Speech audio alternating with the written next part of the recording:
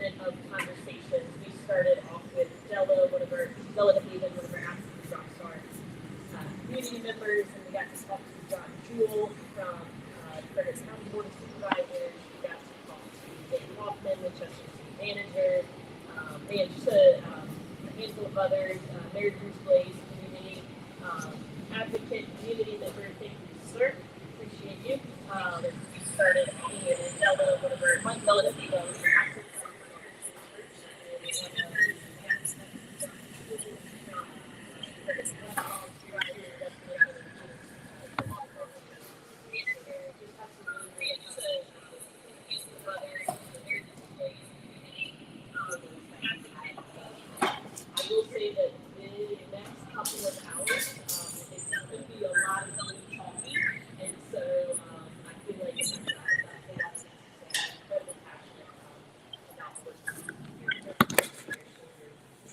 There was a mute button on up here. It was like a little mute button, so I clicked it to say mute off. There was no, it seemed like there was no sound. Like I was hearing through here, and it was good. Nope. I mean, if you're following us live, you can definitely keep those questions coming on Facebook or YouTube Live as well, because we are monitoring those. I do see a note that sound's not working, so we're going to go on a quick hold. If you are watching, if you would mind letting us know if you can hear the sound okay. We have been troubleshooting some things.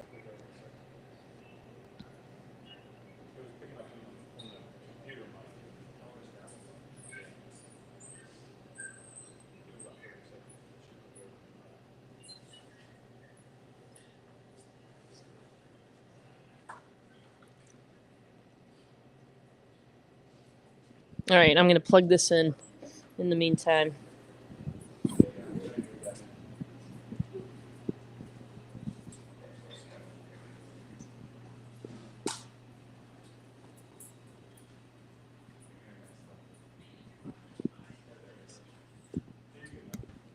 We're good now? Fantastic.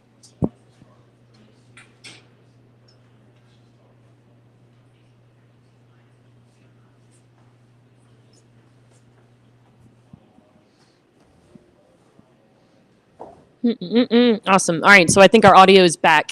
I think it was picking up through the computer. We just had a slight technical issue, but overall still going strong. So appreciate that. Thanks, guys, for helping address that. I will give a big shout out and a huge thank you to our friend Jesse. He's actually right up the street from us at Pizzoco. He just dropped off about, I guess, an hour ago now. Just dropped off four pizzas. 2 bee stings and 2 cheese pizzas, and we were just talking about how Pizzoco is absolutely one of our favorite pizza shops, and so we really appreciate Jesse and appreciate his team over there at Pizzoco. I'm there about twice a week, and so if you guys haven't gone, not only is the pizza great, but the service is just exceptional. So I'd really encourage you guys to go do that. Jesse not only gave us pizzas, but actually earlier this morning he dropped off one of our standing heaters, our propane heaters, which kept some of our team and our guests warm while we were outside, and it will keep us warm tomorrow morning. And there's a handful of guys and gals who are already enjoying those pizzas. So Jesse, thank you. Appreciate all your support that you give us. And yeah, hope if you do see this, I hope that you'll come out tomorrow afternoon at some point and come have a conversation, because we'd love to chat with you. Thank you in person.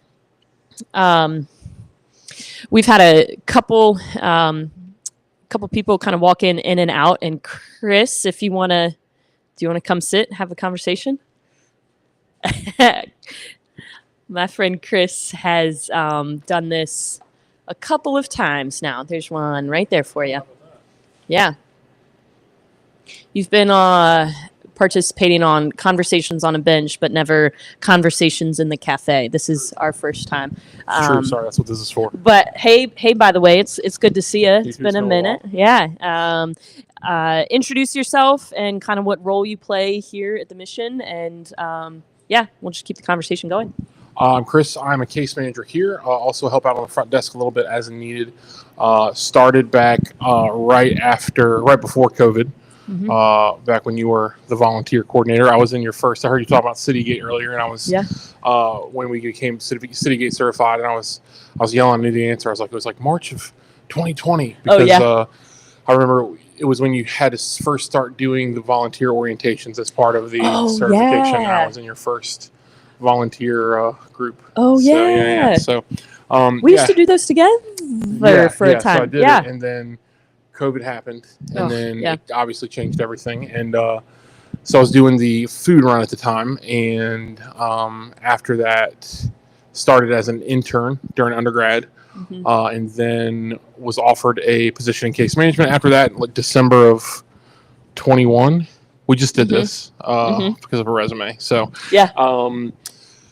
then ended up going to grad school, finished my master's in social work in policy and practice, and stayed on here in case management. And I'm here primarily on the weekends now. So, so just meeting with folks, trying to help them in whatever capacity they need.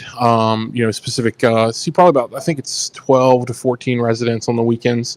Obviously, there's kind of limited stuff we can do on the weekends. A lot of services are closed only Monday through Friday, but some of our folks work Monday through Friday, and so the weekends are kind of the best time to meet them. So it kind of helps me to meet with them, helps our weekday staff not have to miss folks, so we can still try to see everybody regardless of where they're at and what they got going on.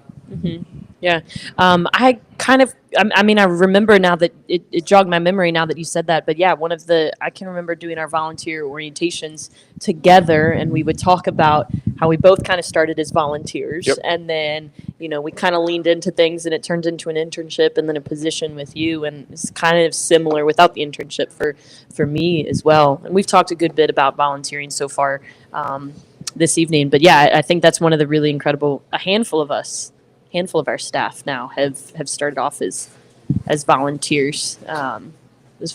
So you work now in a kind of a case management role. You've studied, at multiple levels, social work and things like that.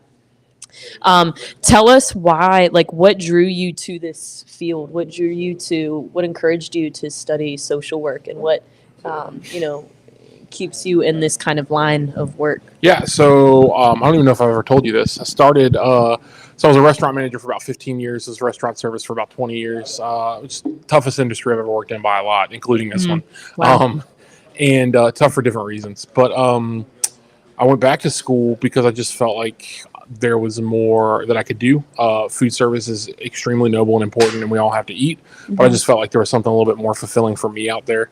And so I went back to school actually with the intention of going to seminary.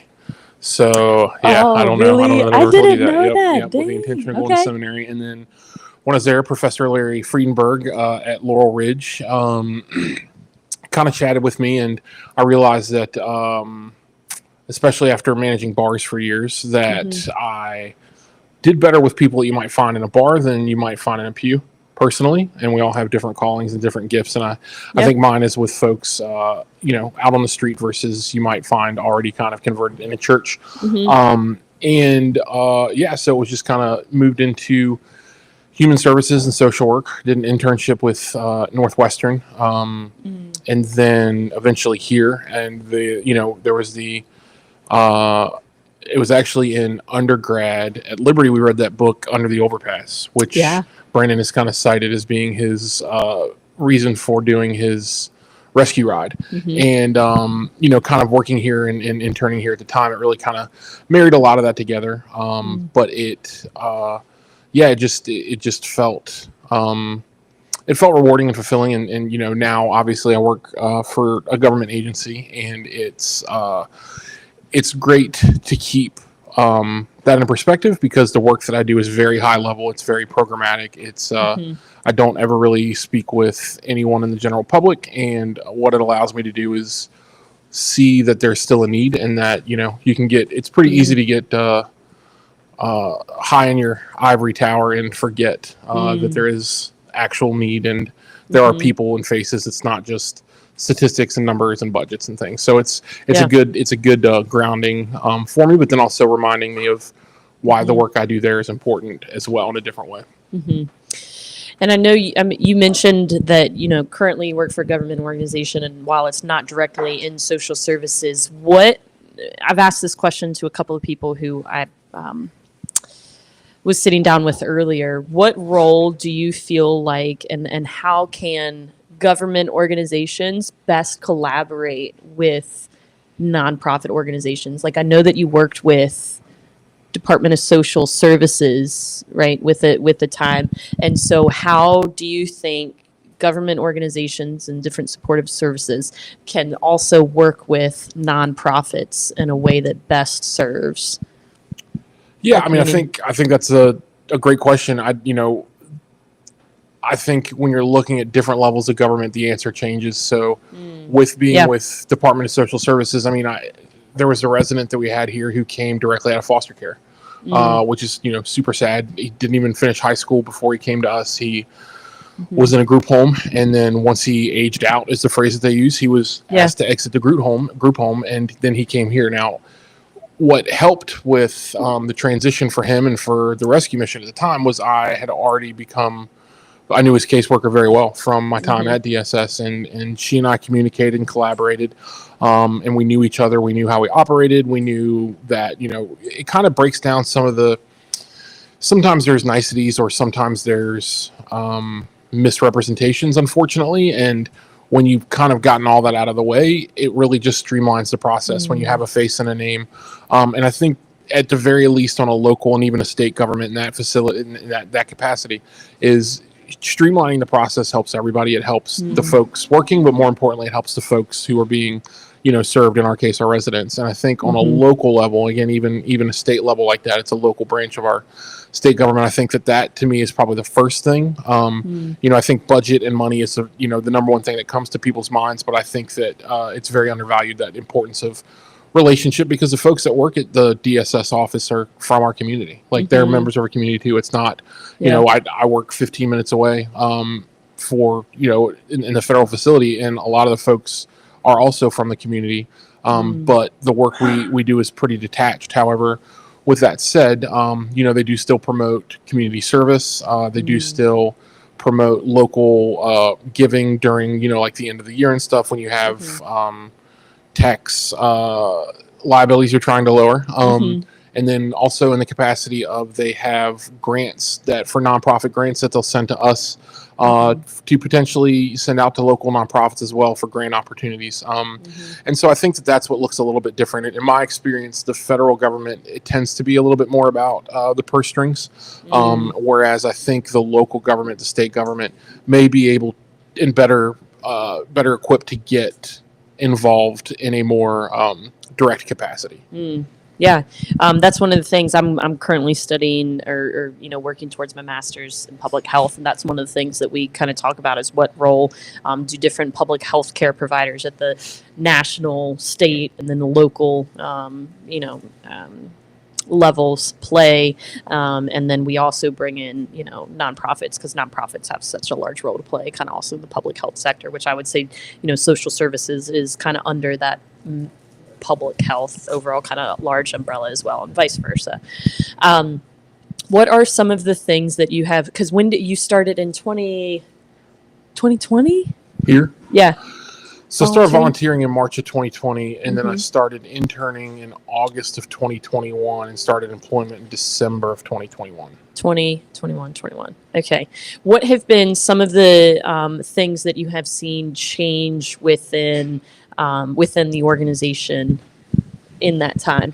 A lot. Yeah. I mean, we used to joke that Brian would be knocking out a different wall or moving a desk. Like, don't take vacation, because when you get back, your desk will be moved. Or your office is moved. Right. Yeah. But more than that, I mean, to me, the biggest, easiest change to see anyway is actually the cafe. Is I think you'll remember, as silly as it sounds, things like this painted behind us, the flooring, the aesthetics of things can completely change a space and the feel and everything.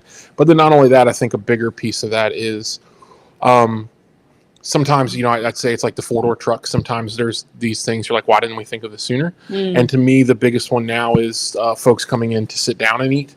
It used to be, we would just say, oh, how many, to-go boxes do you need? And, and there's nothing wrong with that. There's nothing wrong with that model. I think we're fortunate enough to have the capacity to be able to invite folks in to sit down and eat. So why not? And I think we've I think you see that pay dividends to residents, because they get to socialize and commune with folks that don't necessarily live here, which is important. But then also some of the residents who we've had come in are actually, we have met through the community meals. I know there's one here specifically that comes to mind too, actually, and there's more than that for sure, but who I met through community meals and are now residents here. And I think that it opens another avenue to start the conversation. And I think in our line of work, sometimes that can be the hardest thing to do, is to initiate that conversation, and to, people can see what the rescue mission's about. If they're a little ambivalent, they're not sure about it, they can actually come in and see, hey, this place is, maybe it's not for them. Or they can say, hey, this place, they do what they say they're going to do, and at least give them a microcosm of an experience of what they may do if they decided to come in. So I think that it's great for us and great for them too, because it just really kind of allows that connection to begin in a different capacity, other than folks who are, they may not quite be at rock bottom, but they're pretty close, as opposed to the model before. We were kind of only meeting people at rock bottom. And I think the more people that we're able to serve, obviously, the better. Yeah. And so for those of you who may be watching and not completely sure of what kind of services like we're talking about. So Winchester Rescue Mission has a food ministry program, and it's all made possible. We partner with Blue Ridge Area Food Bank, and they kind of act as a liaison between us and different grocery stores and food providers, which, Chris, you started as a volunteer doing partner pickups and things like that. I think prior to COVID, we would serve a community meal. So we would invite individuals from the community in to come sit down, have a meal with us. And I think we would do that sometimes for breakfast, and then also do it for lunch and dinner. And then COVID threw a monkey wrench in absolutely everything that I think in all sectors, did. And it really impacted the way that we were able to do things. And so when in the kind of spring of 2020, we shut down our community meals, but we were still, again, because of the generosity of our volunteers and our donors, we were still able to operate our community meals, but we would just pass things directly out the back. But even when it came, it was 2023, I think, maybe the beginning of 2023. I'm getting my years mixed up, but we really took a look at, why are we actually doing what we do? Like, what is the main purpose of what we're doing? And it's not just food. It is, like you were mentioning, like the ability to, see somebody and have a conversation and build relationship with somebody. And I think food, and you didn't even, we haven't talked about that. You were incredibly talented in the kitchen, and you love, yes. Hopefully never again. Only at home. Yeah. And there's such a spiritual element in sharing food and sharing it in a dignified and intentional way. And I remember I was told, and I was called into the office to look at the security camera at the back, and there was a line of people standing out back, and it's pretty cold at this time when I'm looking at the camera. And this person was like, "What do you see?" And I was like, "People in need of food. Like, we're getting ready to serve dinner." And he was like, No. What do you see? And I was like, "I don't know." And he's like, and it's going to sound harsh, but he was like, "It's hate on a plate. You might remember this." And that hurt me. I was like, "Are you kidding?" I was like, "You're calling this hateful?"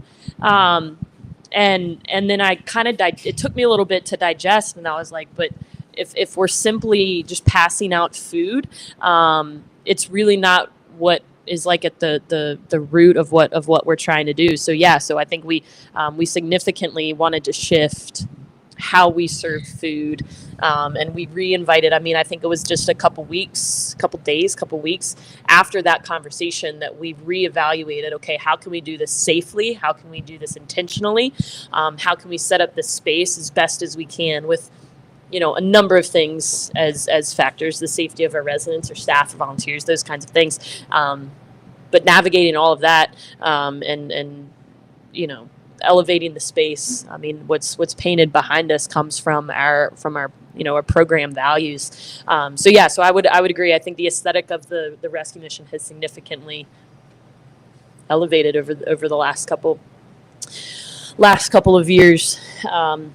Yeah, I think Brandon, he said a phrase earlier. I was listening a little bit, and he said a phrase. He said, "Soup, soap, and salvation." Yeah. And he said, "We're not here to do soup, soap, and salvation." And I think when you kind of break it down and you see that that's an example of that, right? Like, there's nothing wrong with those three things, and in fact, arguably, like, they are incorporated at the rescue mission, but that's not, as Brandon was saying in that example, it's not all that's done. And I think, again, to me, like the four-door truck, it's like, why didn't we do this earlier, kind of thing. And now that we're here, I mean, I don't want to speak for you or the organization, but it's like, why would we look back? Like, why would we, it would take something very serious, and hopefully nothing that would ever happen to reevaluate going back to that model. And I think to your point of bringing up, like, constant, gradual, because it wasn't just one day.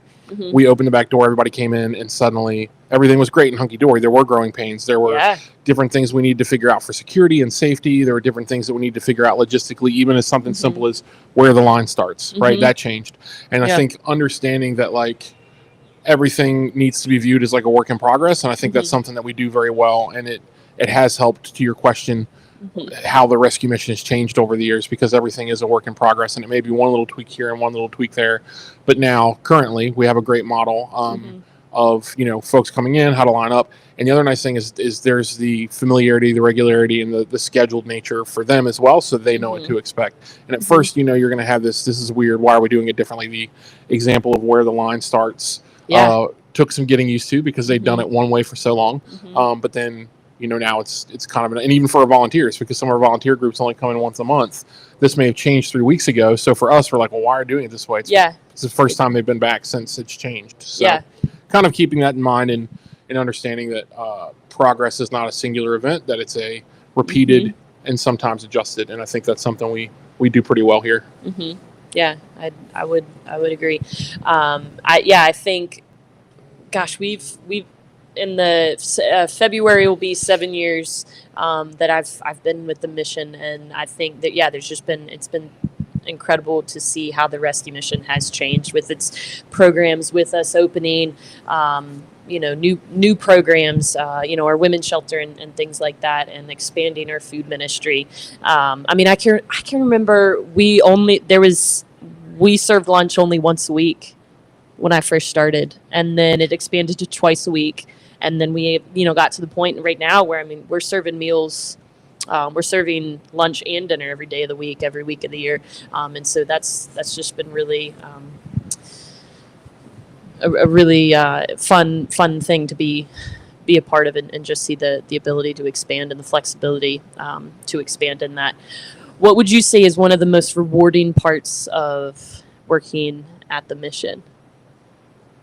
I think for me, there's a personal answer, and then there's more of a professional answer, I think. And the professional one would be more of a,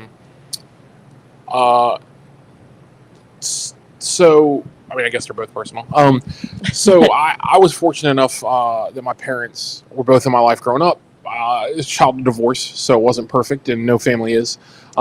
But understanding how important a relationship is, I mean, I think that's in social work, obviously, but then it was really reaffirmed with my social work education. And being able to have that relationship, I think I've heard you say it before, I know others have said it, that a lot of what we do is working with folks who may not necessarily be in a relationship that, social relationships, familial, all kinds of stuff, and helping, hopefully mend broken relationships and form new ones. And I think that is a great thing that we do, and understanding that a lot of what I have in life is luck, and then, hard work after that. But I think that it starts with my lot, with my family, with folks who are still in my life, with my friends, and that, when you look at the idea of grace, right, like it's undeserved, and that a lot of my successes, is, like I said, I've definitely worked. I mean, I worked 50 hours a week and went back to school full time. So I'm not going to pretend that I didn't do my effort, but I also understand that I was put in a position to do that. I got my start in the restaurant industry because my stepdad was tired of me laying on the couch in the summer and made me go wash dishes. Like that was not my own choice, right? So, understanding that, and then, I think the other side of it is it is a reminder. There's a guy who will come in for meals that I graduated high school with. And there's folks that I've met at the Mission who will come in or have been residents that I've known. I've been in Winchester as a bar manager again for a long time. So I've met a lot of different folks over the years in different capacities, and then to see them, it really, there was actually even a gentleman who I didn't realize who he was, but he previously employed one of our residents that I'd worked with. And he's like, "Oh, you remember so-and-so? Like, yeah, I used to, used to do this with him." I was like, "Oh yeah, actually I remember, how you been?" He's like, "Well, not great." And he was coming in for a community meal. And it's also just a reminder, that how fortunate I am to have the lot that I do, and try to help others and take advantage of that, but also that, like, this could easily be any of us, with one or two wrong, situations happening in life. And it is a reminder sometimes that to try to stay humble, to try to stay motivated and continue to do the right thing, because I think it is easy to get complacent. It is easy to take what you have for granted or think that you're owed things, and we're not. Yeah. One of the things I will mention, Daryl is watching, and he did say, Daryl, Roll Tide. Daryl Dean. He's watching, and he did say, "Hey, Lauren and Chris, nice to see you guys are doing a great thing." So, well, tell Daryl he owes me a phone call. He was supposed to call me the other week. So, Daryl, now that I know you're watching, I expect that phone call sometime here in the next week. So he called me a couple weeks ago to catch up, and he had something going on. I said, "Well, you better tell me how everything goes." And he, it's probably because the Cowboys are out of the playoffs. Yeah, so he's probably just tucking his tail and not wanting to be seen. And I don't. Alabama and their college football anyway. So sorry, Daryl. Yeah, sorry, Daryl. Tough luck. I think one of the things that, and you and I have discussed this word before and kind of what it means, and I think you do this so well, both personally and professionally, because I've gotten to know you in both, is the word of honor, and what honor is and what kind of that embodies. And so talk a little bit about what honor means to you and how you do that, because I think you do that so well, Chris. I appreciate it. I actually just did a wedding this fall, and honor was like the word that because talking to the couple, they really reminded me of this. Love that. Great couple, and then even just with their families and stuff. But kind of stolen from Andy Stanley, so I'll give credit where credit's due. But the example he gives is if your cousin or your brother or someone's running late for dinner, if I invite Lauren over with Fletcher for dinner with me and my partner, I say, "Hey, you guys want to come over for dinner?" and Lauren's 15 minutes late. This is the example that Reverend Stanley gives, and he says, you would be frustrated. You'd be like, "Man, how dare you? Like, you're going to be late? Like, you know how important and valuable time is?" He said, "But, if Brad Pitt or, I don't know, maybe Timothy Chalamet for some of our younger viewers, if they were 15 minutes late, you'd be like, 'Oh, no, it's okay. Don't worry about it, Timothy. Don't worry about it. Brad, I'm just honored that you would show up." He said, "But we're not honored for the people that show up in our lives every day. We would be honored if this celebrity, if this person of stature would even grace us with their presence, but we don't honor the folks who we see every day." Yeah. I think honor to me is important because it's about, I think it's a word that we've kind of forgotten, and we use when it comes to the military, appropriately so. We use, you hear it at weddings. Again, it's a great word for weddings. But it's also how we treat one another, how we speak to one another, how we speak about one another or don't speak about one another. And to me, just the idea of honor is being able to show up for people, to have integrity, to do what you say you're going to do, because that also shows them, to me, it shows them how you perceive their value, right? Like if I tell you that I'm going to do something with or for you and I do it, that shows you that you're important to me in some capacity, right? But if I don't do it, it may give you the impression that you're not important to me, right? It doesn't honor you. And honor is about building one another up. And we do that by showing up. We do that, when it's hard to show up. Obviously things come up and we can't, but we really just do that in the way that we appreciate one another, that we show our appreciation. I know you and I have joked about the different ways that we receive compliments and or don't receive compliments. The love languages. This is a popular topic of how giving and receiving and all of that. And that's how we honor one another. We learn each other's love languages, and then we talk to one another in that way. In whatever capacity is appropriate. Love has a pretty clear connotation, but agape love, right? Like godly love and familial love, and talking to one another in a loving way, and being quick to apologize. What is James is quick to listen and slow to speak, and trying to make sure we do that when we're frustrated with one another, and we honor one another by making sure we take the time to do those things to really give people the benefit of the doubt and a generous interpretation of their words. I love that. I think that you do that so well, just as a friend, and I've seen that be extended in your volunteer role when you were an intern, and then definitely now. Absolutely love that. You as well. Yeah, you as well. I appreciate that. A great verse of James. I don't know the. I'm not a verse memorizer, but that was not something I've been gifted at. Lots of note taking in college. Where he says that we honor God with our words, and then with the same tongue we curse those made in His image. And I think that that's an important one to remember, especially with the work that we do, because a lot of folks, have been discarded or have been just forgotten about or anything, and making sure that we talk to one another in the way that we would talk to God given the opportunity. So, yeah. I think that's so good, and I think like that can be a little uncomfortable for people, right? Like you're stepping on some people's toes, and ours too. Our own thinking and things like that. So no, I think that's so good, so good. Well, thanks for chatting with me. Yeah, thank you. I've got to. I don't know how long you're sticking around. If you want to, I gotta work in the morning. We'll see. Okay. We're probably all gonna have to go back to work here every day soon, I hear. But we'll see how that pans out. So, I might be for a little while. I don't want Sam to get lonely and bored over there. Okay. But yeah, I might hang out for a little bit. Yeah. Cool. Also, appreciate it. All right. Talk to you soon. Yeah. Thanks.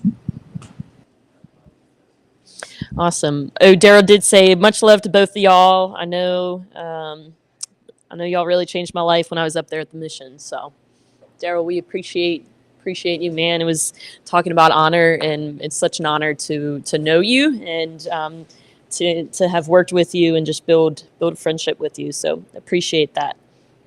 One of the questions is I don't think it's in this stream now, but one of the questions that we got asked right before we came inside was, what's the progress at Valley Avenue? This is a really common question, such a good question. In fact, I was just over at Key Construction earlier this afternoon talking with some of the guys over there. So excited. So we've had the property at Valley Avenue for 2.5 years almost at this point. So excited to have finally signed a contract towards the fall of last year. And right now we're looking at completed construction with the Valley Avenue property around June of this year. So that's January, February, March, April, May, June, 5 months out. We've got about 5 more months of and I say construction, it's more like significant heavy renovations over there. But Key Construction has just been absolutely phenomenal in supporting us in that process. So we're about 5 months out, build out from that.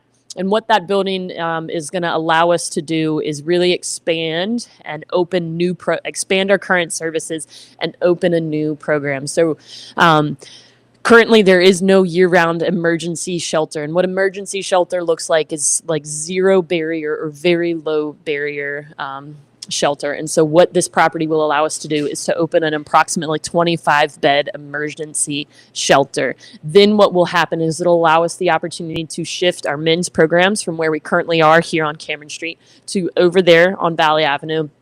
And here at Cameron Street, we currently have a capacity for up to 10 women. And with the opening of Valley Avenue, we'll be able to stage our programs to such a point where at full capacity, we will be able to increase our current women's programs from 10 to upwards of about 25 to 30 women. So we're opening a new program with year-round emergency shelter, and we will also have the ability to expand our women's services from where it currently is at 10 to upwards of 35. What's really cool is we're going to have we have a absolutely beautiful kitchen installed there as well, and so we'll be able to do that. Earlier this evening, you heard Wes share his story and share about the kitchen culinary program a little bit. So we'll be able to also have that program over there at Valley Avenue in a brand new kitchen facility. And what's really neat too is we have a classroom facility there, actually one where you can split it into two. So much of what we do here at the Rescue Mission is built around programs and things like that, inviting who we consider experts in their own field to come in, lead classes, lead programs on things that we here at the Rescue Mission are not the experts in. Things like I mentioned the Laurel Center earlier, they come in and they lead classes on healthy relationships. We work with different banking institutions to come in and lead classes on financial literacy. Shenandoah University, their occupational therapy, physical therapy, nursing, pharmacy students, they've all come in here and helped lead some classes on, activities of daily living and healthy living skills and things like that. So we're able to use that classroom space intentionally just for that. We have outgrown our space here at Cameron Street. And honestly, I feel like we've almost outgrown our space already at Valley Ave, and we haven't even moved in yet. But I'm so excited that we will have a dedicated space just for classroom space over there. So we'll be able to have kitchen, classroom space, new program with emergency shelter, expanded women's services here upon full opening. And then we'll also have a dedicated office space over there at Valley Avenue just for physical and mental health care needs. There's a couple conversations that we're in the process of having now. We have a phenomenal partnership with Valley Health and the resources that they have there. Again, those guys are the experts in the health care that they're able to provide, and we can partner with them in a way because they are dedicated to, best serving this community, and we can address some of the things that they're not able to. So because of a partnership with them, we may have the ability to use, that space specifically for mental and physical health care providers. We have a good partnership with Winchester City Fire and Rescue Department with their community paramedic, Ashley Hoffman, who's actually going to be coming in, I believe, later tomorrow. Technically tomorrow morning, and share with us a little bit about what she does. And so we will have an office space dedicated solely for that.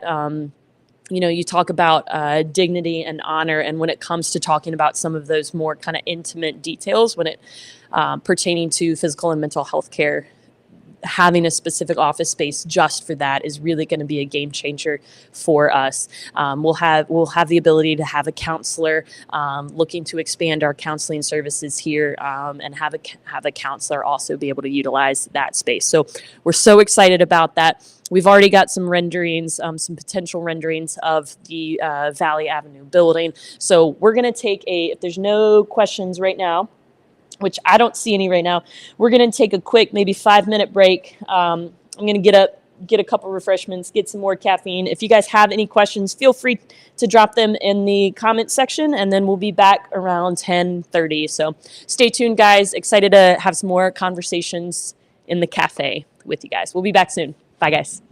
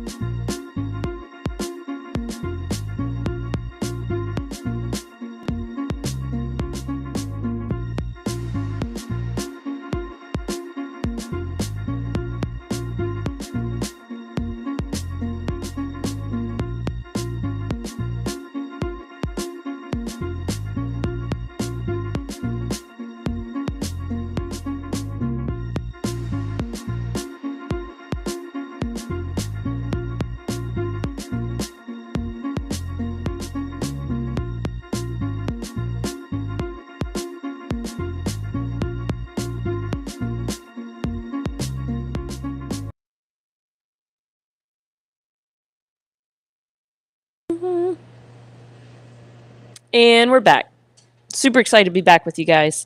For those who are still watching, I have the utmost appreciation for you guys because it's almost 11 o'clock and y'all are still up, still watching, and still supporting us.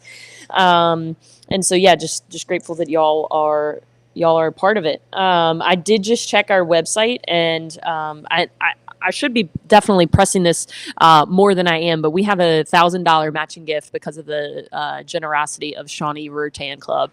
And so right now, thus far, we've raised $885, and so every dollar up to $1,000 is going to be matched. So I'm going to ask Sam to put that QR code. This is a 24-hour fundraiser, and so it's down at the bottom of the screen. And so you guys can scan that and go to that. Or if you have any issues with that, you can just go to our website, windrescue.org, hit donate, and it'll automatically take you.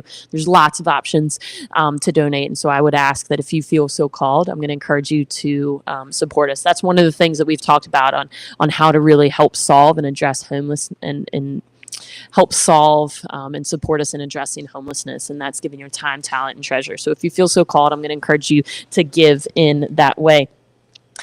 One of the things that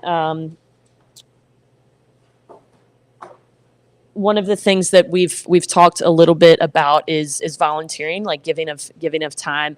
And Sam is actually running our audio and visual right now, and he's our community engagement director. And we've mentioned that in the past, that was a role that I had, was helping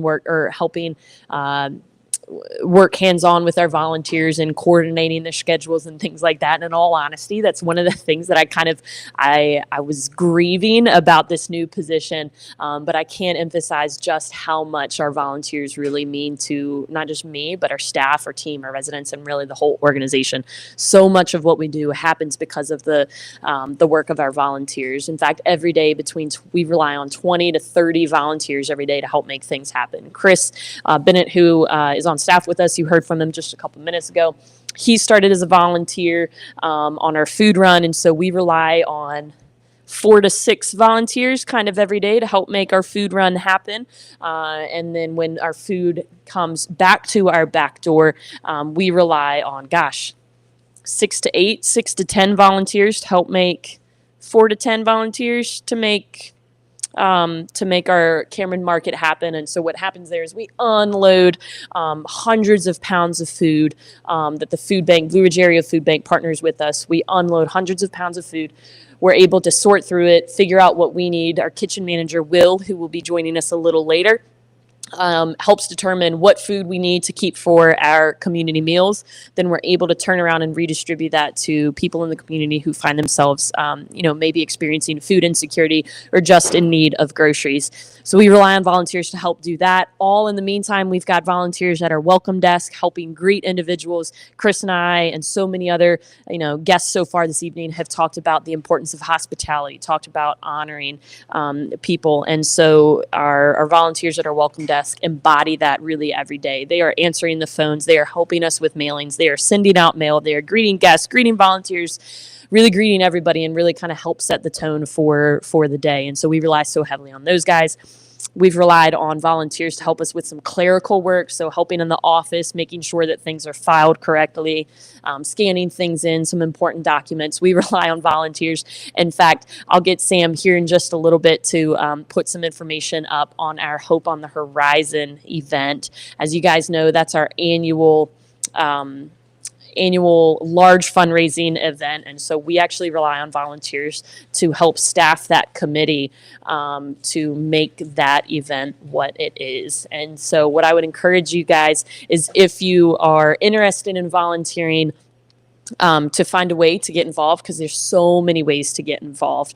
And I would also encourage you, when Sam puts this Hope on the Horizon information up on the screen, there are lots of opportunities to get involved. That event is happening Friday, February 28th. So we are a little over a month out from that. It's happening at Fellowship Bible Church. It's our biggest fundraiser, biggest annual fundraiser, and we would love to have you guys there. We're able to share such incredible stories of testimonies, celebration stories, share the work about the rescue mission, help share with you our vision, cast visions with you guys, and just really share an incredible evening about Winchester Rescue Mission and celebrate with you guys. There's lots of different opportunities to get involved with that.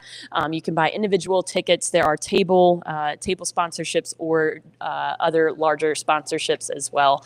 And so we rely on volunteers to help make that event happen. So lots of ways, lots of incredible ways to get involved in a volunteer capacity. Sam actually leads our volunteer orientation. So if you are interested in volunteering, we hold usually twice monthly orientations at flexible times. You can find more information on that on our website as well, and you can sign up for a volunteer orientation. Those are so important because when you think about how to make the best impact, understanding culture, understanding root causes, of the issues that we're looking to address, that is incredibly important. And Sam, I've used the term rock star a good bit this evening, but Sam does just a phenomenal job of leading our volunteers in that way. So I'd encourage you to check that out, just really in some incredible work that happens there. So if you guys have any questions, definitely keep dropping them in the chat. I saw Ashley, who is our community paramedic, that you're going to come sit down with us tomorrow. Very excited. Ashley and I have a tendency, whenever she comes in, she might come in to the office and just ask a question about somebody that she's working with in the community or a question that she's got. And she and I, and she's like, I don't want to take too much of your time. And I'll say the same thing to her because, we're all very busy. And then we end up having a conversation for about 20 or 25 minutes. And we just, feed off of each other's kind of energy and passion. And it's just, she's so much fun to be around. She's so talented at what she does, and just really grateful for her and the Winchester City Fire and Rescue Department's work to really help address some of our community's needs. So Ashley, looking forward to having you with us tomorrow. One of the things that I did, because I expected that this might happen, we might hit a lull. I might get a little fatigued. We might move inside. I don't think the microphone's picking up, but there's like a slow kind of lull of the refrigerators and freezers behind us. And so it's a little bit of like background or like white noise, and it's 10:50. So to help keep things, I printed off like a couple of questions that I might just ask, and I might get Sam if you want to have a conversation just from there, and I can just help kind of repeat what you say. And you guys who are watching, let me know and interact, because it might be too late for you guys to come in person. But I would love to know what y'all's thoughts are on some of these questions. It's literally just a jar of pre-questions. Oh, all right. What's a dream you've always wanted to pursue? Sam? Yeah. What's a dream Sam Rogers has always wanted to pursue?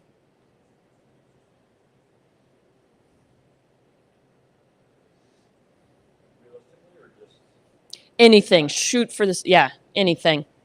Yeah. If I could honestly do anything, it would be go to space. Ooh, go to space, he said. Yeah. Yeah. Yeah. That chose my career path. But it has like remained like if the door opened Yeah. for me to go on a rocket. Yeah. Yeah.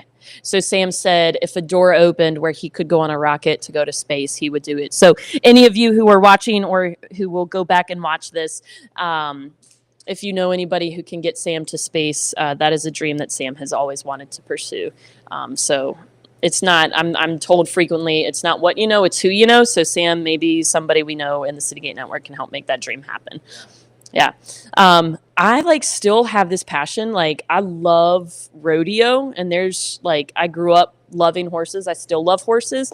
And there's a part of me that like really wants to get in a rodeo. Like I want to do some barrel racing. Like I think I love the thrill of it.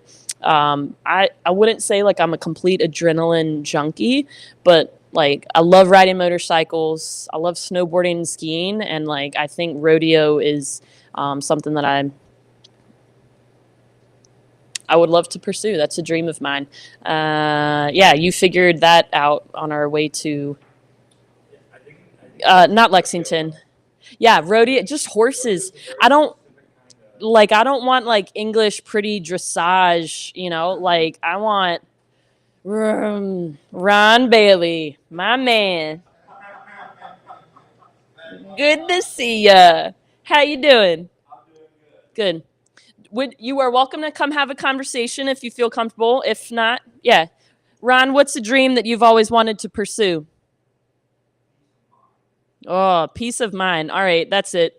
Like we can fundraisers are over. We can all go home. Peace of mind. I love that. I absolutely love that. Well, you are welcome to come up and have a conversation if you would so like.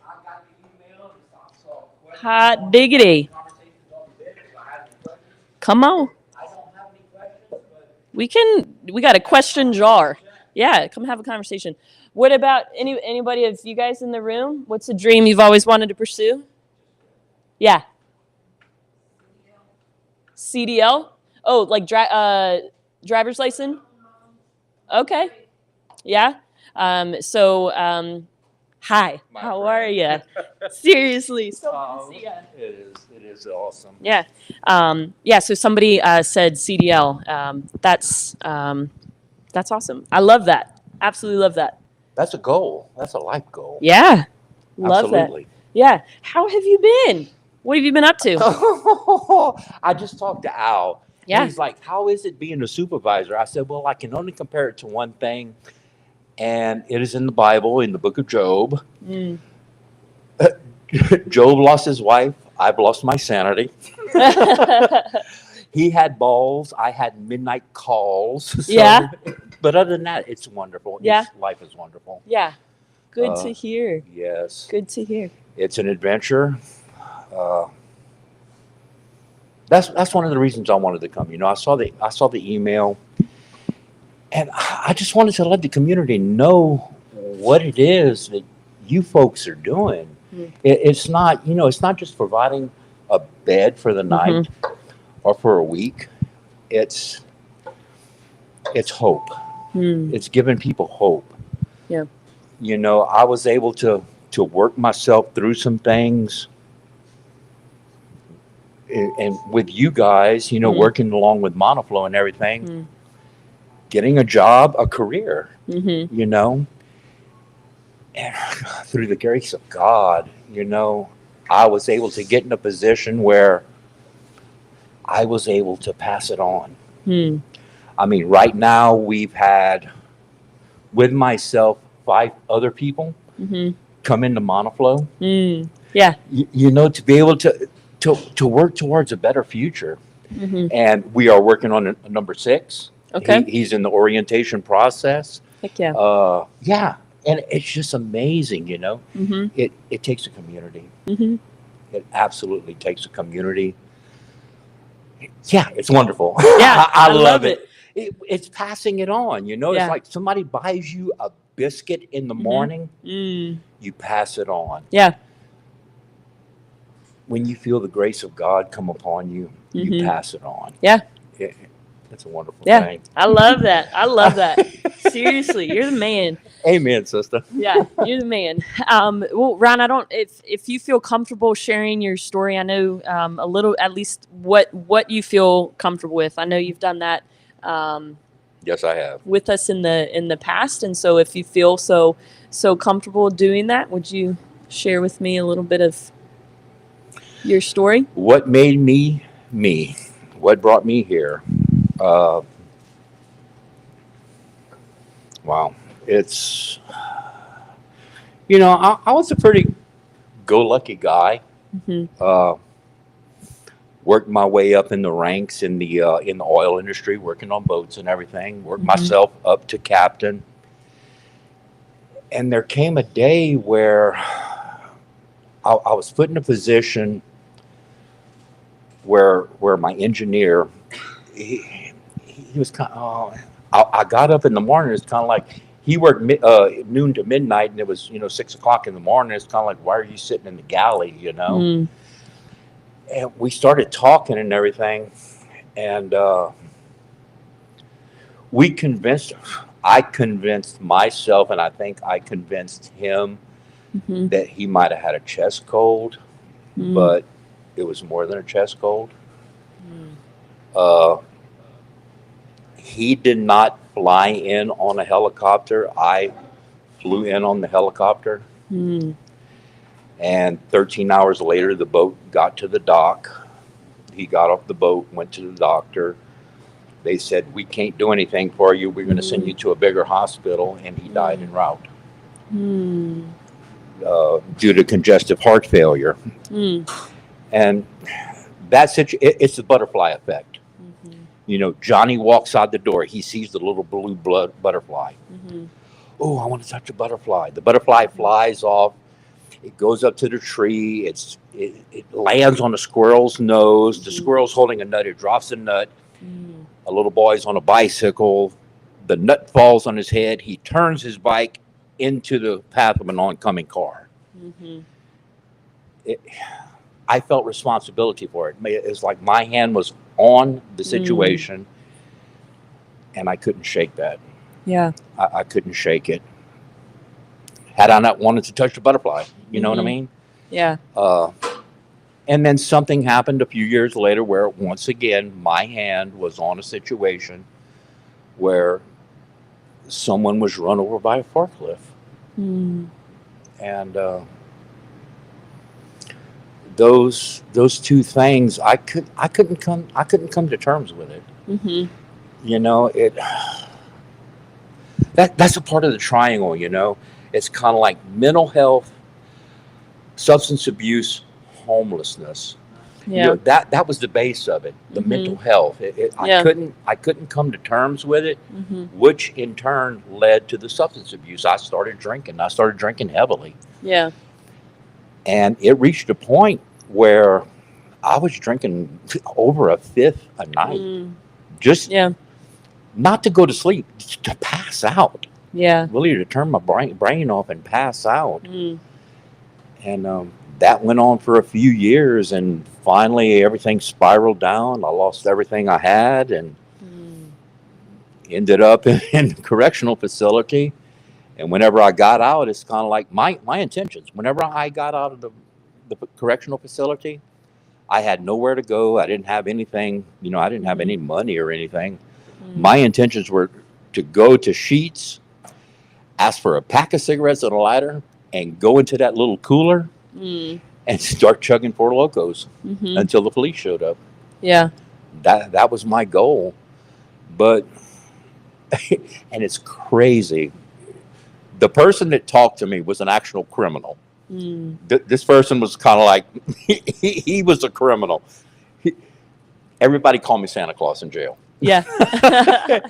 He said, Santa, you don't belong here, man. You don't belong here. And he pointed out the mission. He said, you need to go check out the Winchester Rescue Mission. So I came here. And it was life-changing. Whenever I was able to have that heart conversation, where I was actually able to forgive myself and say that, hey, it's not my fault. Sometimes people pass away, It's not things that we did. It's just sometimes things happen in life. And I was able to move on from that. And I was so thankful that, with you, with Brandon, with Rob, with Brian, everybody working along with Monoflow. They were kind of like, and I had put in 2 applications with Monoflow and they passed me over. That's the crazy thing. And they said, "Hey, look, we'll give you a shot. Yeah. Let's see what we can do with this."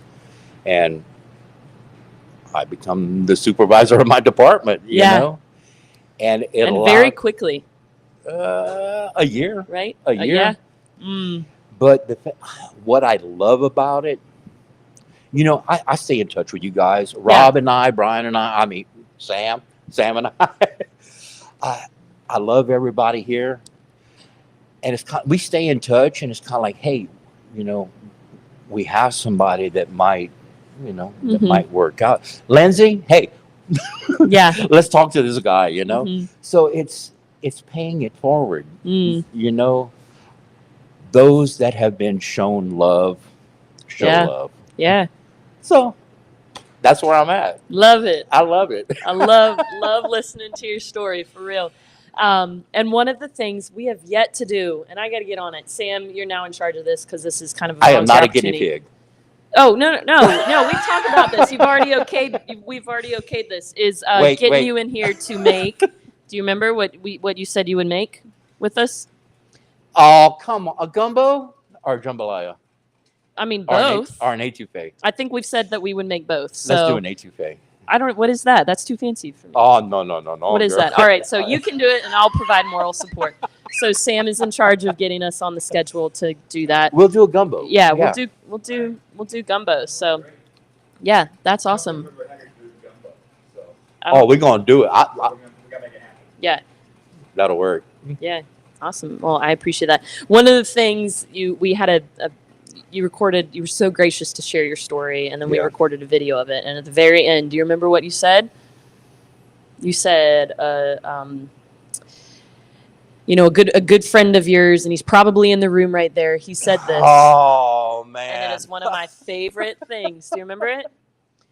If you're not dead, God's not God's done. not done. You remember? Oh, Yeah, man. Brandon, Yeah. the moment he said that, it's kind of like it Mhm. rung true. It's Yeah. like he's not done. Yeah, if you're not dead, God's not done. And I see that work in just so many ways in my own life, Yes, and in so yes. many people that I have the privilege of meeting here. And Amen. and yeah, so what's next for you, Ron? What's your dream? I mean, you Wow. said you want peace and tranquility. Is that what? Peace and tranquility. But there was a time I was still here. I was still a Mhm. resident, and one of the things, it was kind of like I was the dish guy. Mm-hmm. I had a zone. Do not step into my zone. This is mine. I'm a little bit OCD. Mm-hmm. This is my zone. And one night, it's kind of like the thought came to me about hiking the trail and bringing awareness. Ooh, the AT. Yeah. Okay. Yeah, and Right on. I talked to Brandon about that. Mhm. He's like, yeah. It's like, yeah. I can get you a GoPro and everything. Well, I've got one now. Yeah. But no, it's kind of like that thought occurred to me just to bring awareness to what's Mm-hmm. happening. Like what they did with Mhm. No Address. Yeah. But on the Appalachian Trail, and I just so happened to get a letter a couple of months ago. It's from the Social Security, and it's kind of like, you're telling me I'm going to get this if I retire at 62? Yeah. I'm going hike. Yeah. Okay. So my goal in April 24th of 2026, is to start another Appalachian Trail adventure. Mm-hmm. When I did it the first time in 2008, I was looking for something. Mm. I was walking away from all those problems, Mm-hmm. from Gary and Brad dying. I was just looking for something, but this time I know what I'm looking for. Mm. I want to bring awareness to this. Mhm. I really think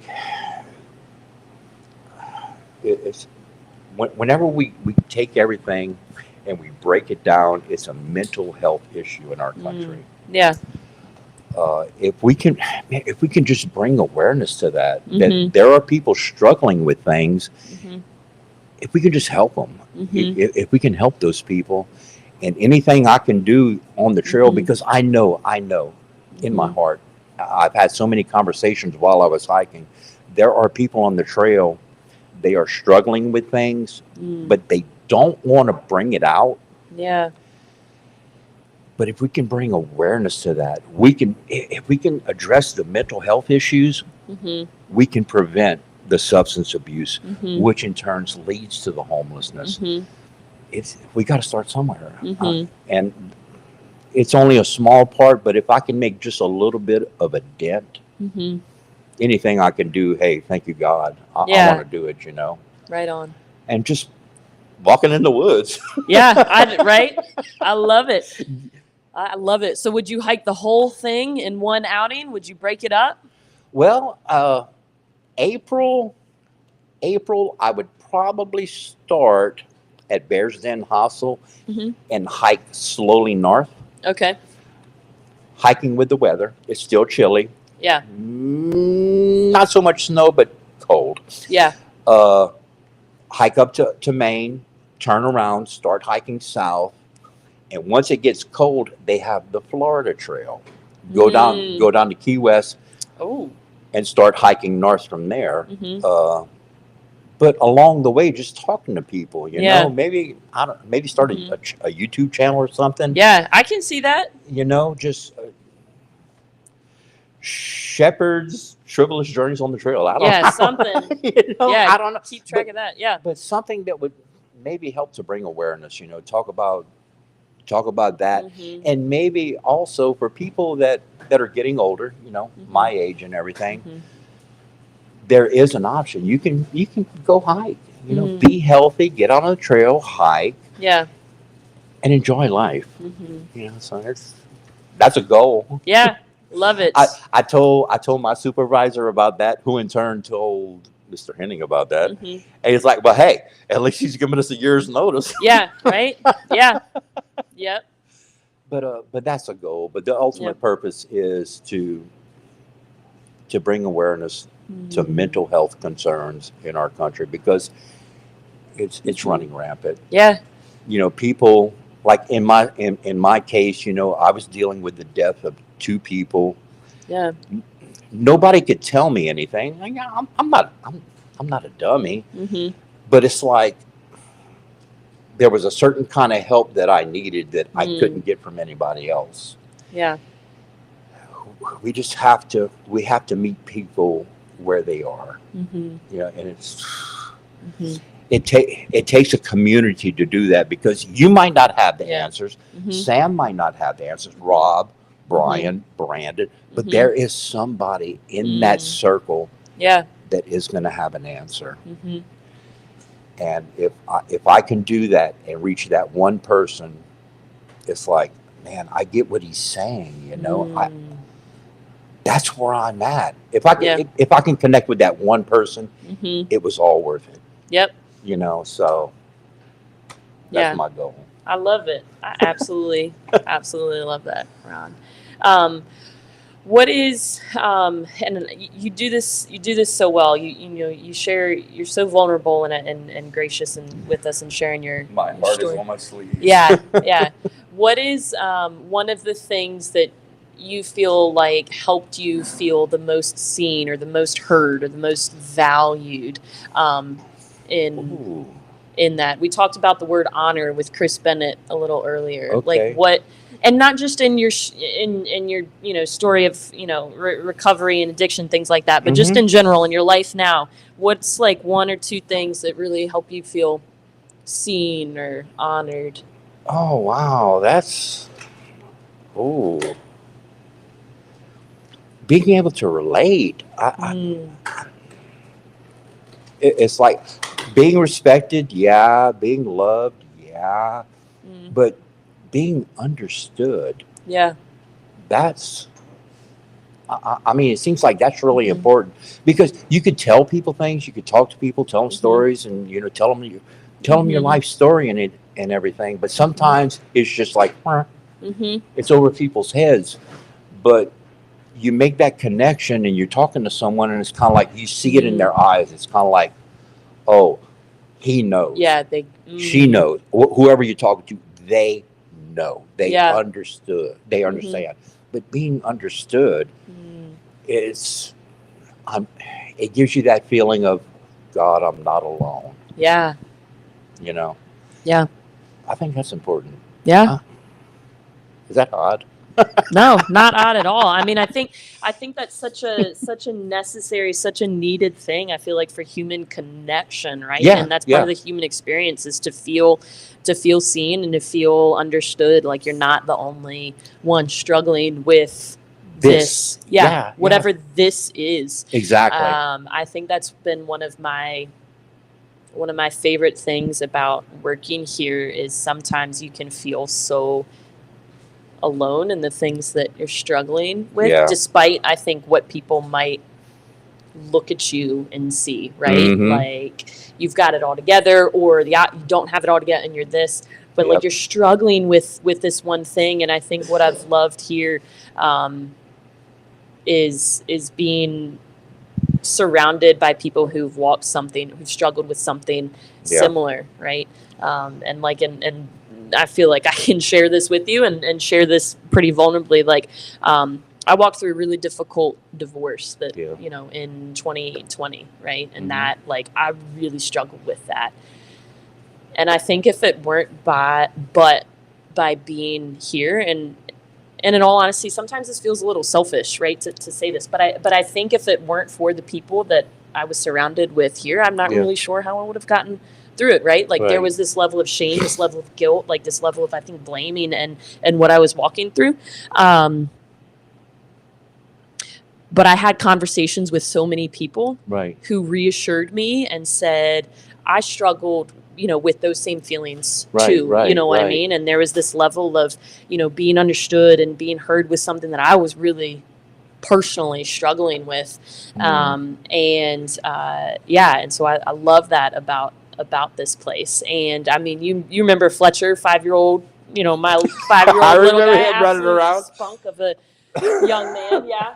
Santa. Yeah. Ho, ho, ho. Yeah, exactly. And I loved that, Fletcher's grown up here. And I feel like, Daryl, we were mentioning Daryl a little earlier. And I can remember Daryl, Fletcher would get so excited to see Daryl sitting at the welcome desk. And Al, when Fletcher walks in, he's like, hey, Al. And like, he pops his head in everybody's office. And, he loves coming to worship. And I love that I can, I would say like Rescue Mission Ministries, family ministry. And I love that, I've gotten to build relationships with people and share like the things that I've struggled with. And we all going back struggle. and I mean, you go back to like saying being understood. Yeah. And I feel like I've been able to share that level of kind of vulnerability with people here, staff, volunteers, residents, everybody. And I feel that given and received. And I'm just so grateful for that. Amen. Yeah. Well, hey, when you hike the AT, let me know, because that's on my bucket list. Maybe not all in one sitting, but at least chunks of it at a time. So if you get on that, you let me know. I tell you what, there are people that I work with that are kind of like, man, look, if you're hiking through the area, let me know. I'll take a couple of days PTO to just go hike with you. So we will do that. Add me to that list, and then we'll get Sam to add us to the list to make gumbo, jambalaya, and whatever very fancy French word. No, étouffée is like the most basic. Étouffée. I mean, I learned that when I was 8 years old. Well, I learned grilled cheese and quilting when I was 8. So. No. Where you going, honey? All right. I love you, man. Thanks for sharing your story. Yes, ma'am. I'm going home. Absolutely appreciate it. Oh, hey, Ashley, our community paramedic. She said, Ron, you're so right about mental health, substance abuse, and how it can impact lives. Your story is inspiring. I hope to meet you sometime. Who's that? Her name is Ashley. She's our community paramedic. My boss, is it? No. My boss is Ashley. I'm like, oh, really? Yeah. Can I do one question? Oh, yeah, please. I just feel obligated. Yeah, come on. What do you think is the biggest barrier to ending homelessness in our community? Oh boy, understanding. I mean, it goes to that. It's coming out. It's getting to meet people. Not looking at people. It's like, oh, you're homeless. You know, getting to meet people, getting to know people, and just maybe, they may have that one thing that person is looking for. Like Yeah. we were talking about, it's being understood. You know, they might have that one thing. Yeah, love that. I would say, yeah, leading, like one of the kind of mantras that I have is leading with curiosity, like lead life with curiosity and Yes. seek to understand. Absolutely. Like, and I would agree 100% with you. I think I could debate, or not debate, but ramble on a couple different policies and federally, state, and even locally that can maybe change some things and barriers for people experiencing homelessness. But I think that's a good place to start. A community movement to where Yeah. meet the homeless. Yeah, something. Yeah, Yeah, something. We'll get you're it onto going. something, man. We'll get it You're onto going. something. Ashley, Yeah, Monoflow, Repro. Give me a call. yeah. Awesome. I appreciate it, sir. Yep, you're the man. I saw the email and I couldn't resist. All right. Glad you came out. Now to go get the cold from my scooter. Oh yeah, back to the cold. Not us. We'll be going back to the cold in 9 hours. So, let me go back and check on this. So that was Ron Bailey. He works at Monoflow, which I think I mentioned them a little earlier this evening. Monoflow is absolutely just a great supporter of the rescue mission. The community overall, Henning Rader and his team are just great supporters of so many initiatives within the community. So we're grateful for them. Grateful for Ron. Ron, Ashley said, I got you. So she's going to probably. Yeah, she's great. All right. See you, Ron. Bye. Thank you, sir. All right, guys.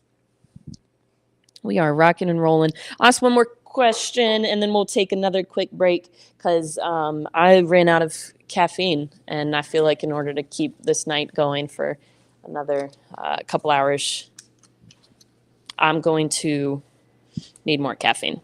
All right. What's your favorite part about being part of this community? Sam, favorite part about being part of this community? How social and generous people are. So Sam said how social and generous people are. I like two different things, but I love both those. Yeah, you are highly social, and so I can totally see, and generous as well. So yeah, all good things. I would agree with that. Really superficially, I love the food in this community. Like I love going downtown to the Walking Mall. Like I love the variety of food. That's definitely a favorite thing about living in this community. I love, Ron mentioned the AT. I love the outdoors. So I love, the general, region, Northern Shenandoah Valley region, and just the beauty that it has. I think this is one of the most beautiful parts of this country, honestly. Definitely in the state, but even overall in the country. I would agree with Sam's statement, like just the generosity, I think, of this community as well. I mean, we've seen that here this evening. We've seen this in the history of the rescue mission as well. I think this community is just a really generous community, and they show up in some big ways. So, and the school systems, like I mentioned earlier, my son, he's in kindergarten, and being a mom, that's my most important role, my favorite role that I get to play. And I've really enjoyed getting to know more about the school systems and just like that. So I'm grateful as a parent to have great school systems. So awesome. If you guys in the comments who are watching, if you guys want to share something about what your favorite part about being in the community is, we're going to go on a brief break, and then we'll come back on in another about 5 minutes or so. So share with us what your favorite part about being in this community is. We'll see you guys in about 5 minutes.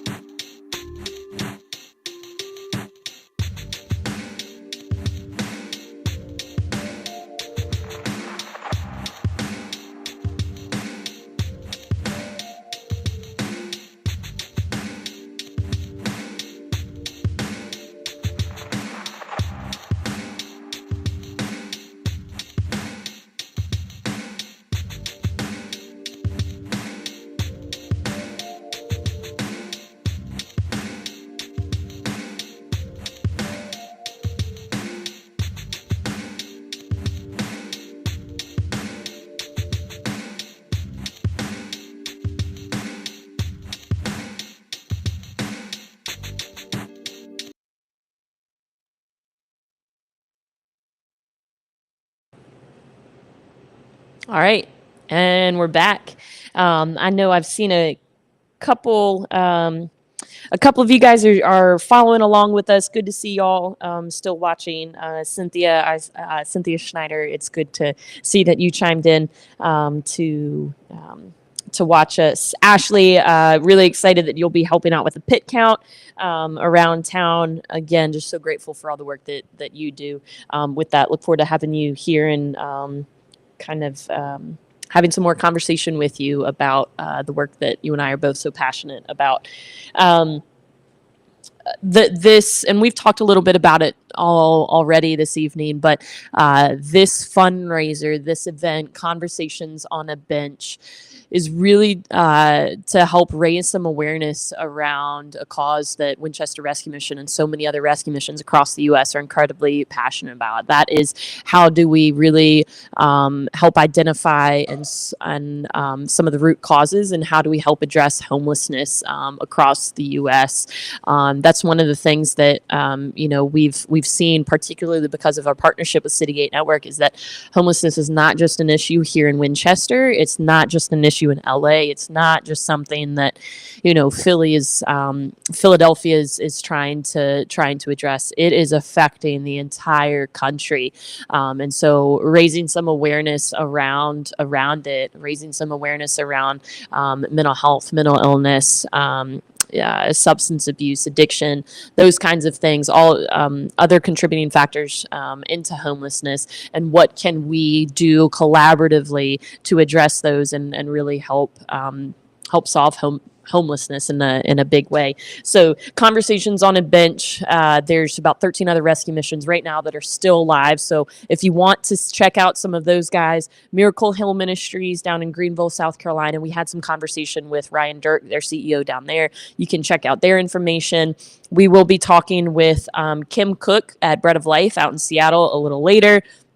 Brandon Thomas is out in Fresno, California with Fresno Rescue Mission. And then there's a handful of other organizations. Pittsburgh with Light of Life is up there doing the fundraiser as well. So I would encourage you to go check out those guys on their social media platforms. They are literally doing the exact same thing as we are, from 4 p.m. Eastern Standard Time technically today to 4 p.m. Eastern Standard Time.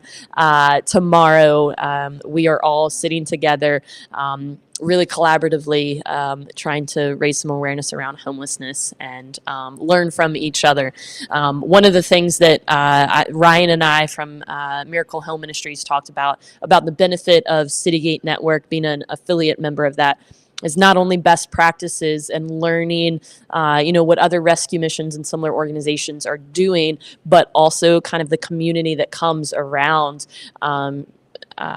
rescue mission work, and just the camaraderie, the community, the care that comes from building relationships with other people who are working in similar work with you.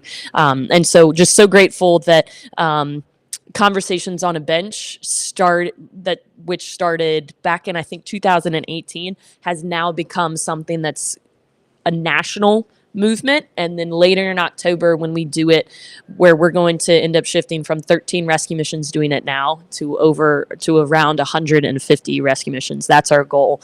And I can't remember the date off the top of my head, but we're going to be doing it on, I want to say it's October 10th. And that's National Homelessness Awareness Day, really raising, getting some national news attention around this event, being able to, zoom in with other rescue missions across the U.S. To raise some awareness. When we were speaking with Brandon a little earlier this evening, he had mentioned that himself, Tom DeVries, who's the president at Citygate Network, and then Matt Dildine from Fresno Rescue Mission, their hope is to do it in DC, to kind of be that hub, running conversations from a bench, doing it in our nation's capital to really bring some awareness, raise some awareness around it. So excited for that opportunity. So we're doing actually technically twice this year, once here in January and then later in October. And what's really cool about it doing conversations on a bench in October, is there are newly elected officials in at that time, or getting ready to be elected, and so that provides some good opportunities to have some conversations around some policies and what policies should be addressed and discussed and changed and things like that. Because what I would argue is so much of homelessness. Yes, it's there's contributing factors: mental illness, physical illness. Socioeconomic factors, financial literacy, these kinds of things. But homelessness, I would say, is not just a poverty issue, it's a policy issue. We look time and time again, and because of the way that certain policies are set up, it creates this kind of nasty revolving door, this cycle, this very cyclical kind of behavior, and it can keep individuals in poverty. It can keep individuals in homelessness, and so really policy is such a big part in what we do, and that's a third thing I think of the benefit of being part of Citygate Network. Is being able to have a national platform that can help advocate for us in ways that we at our own kind of local level are not able to do just by ourselves, because we are working so diligently and so hard to make sure that we are the boots on the ground, where being a part of Citygate Network can really help get us in contact with the individuals who help make these decisions. So grateful for that as well. So that's a good bit more on the bench fundraiser. I did mention earlier when we first started that because of the support of the Shawnee Ruritan Club, every dollar up to $1,000 is matched. So this is another opportunity to give. I'll get Sam to push that QR code down at the bottom. Guys, I'd encourage you to give. We can't do what we do without the generous support of our community. So thank you guys for being so generous. Thank you for giving to us. I'll get Sam to put that up, and it's up now. So he just gave me the confirmation that it's good. So you guys should be seeing that. I also want to encourage you, it is a 24-hour fundraiser, 24-hour event. We've been in for 8 hours, almost 8 hours. Is that right? Almost 8 hours. So 1/3 the way through, if that's math, if that math is mathing. My math is mathing. My mind is not, I'm starting to feel the effects despite caffeine, despite these kinds of things. So that is one of the things that we have discussed. Both other rescue missions, have had this discussion, and even with our own staff. Even though we are staffed 24/7, we have additional staff in here now that are, making sure that this event can happen, making sure that these things are running smoothly, and so that puts an additional just strain on our team. And one of really kind of the great things about this event is it kind of provides like a raw reality of the work that we do, of the individuals that we have the privilege of working with. So all that say, one of the things that we might end up doing, and it's not glamorous, but quite frankly, guys, this work is not glamorous, is I might end up taking a quick little nap. We've got a cot set up. Well, actually, it's not set up. It's in one of our offices because of the absolutely frigid temperatures. One of the things that we've done has been able to expand some additional beds, just cots in our emergency weather shelter. And so we just have some extra cots down in our offices right now. And so I might honestly just pull that up here, take a quick nap. We'll put some other information up. And so that might happen here in just a little while to make sure that I'm healthy, I'm taken care of, and the rest of our staff can take a quick break. But showing you guys like just the reality of the work that we do here, but without stopping the actual event. We want to keep things live and going for 24 hours, but just to make sure that when I do see your shining faces tomorrow with more questions, when more people are awake, I can help answer those with hopefully a little more clarity than I've got right now. Because, the caffeine is certainly wearing off at this point. But I'll ask maybe a couple other questions and then see if anybody else is coming in, and then we will probably get that.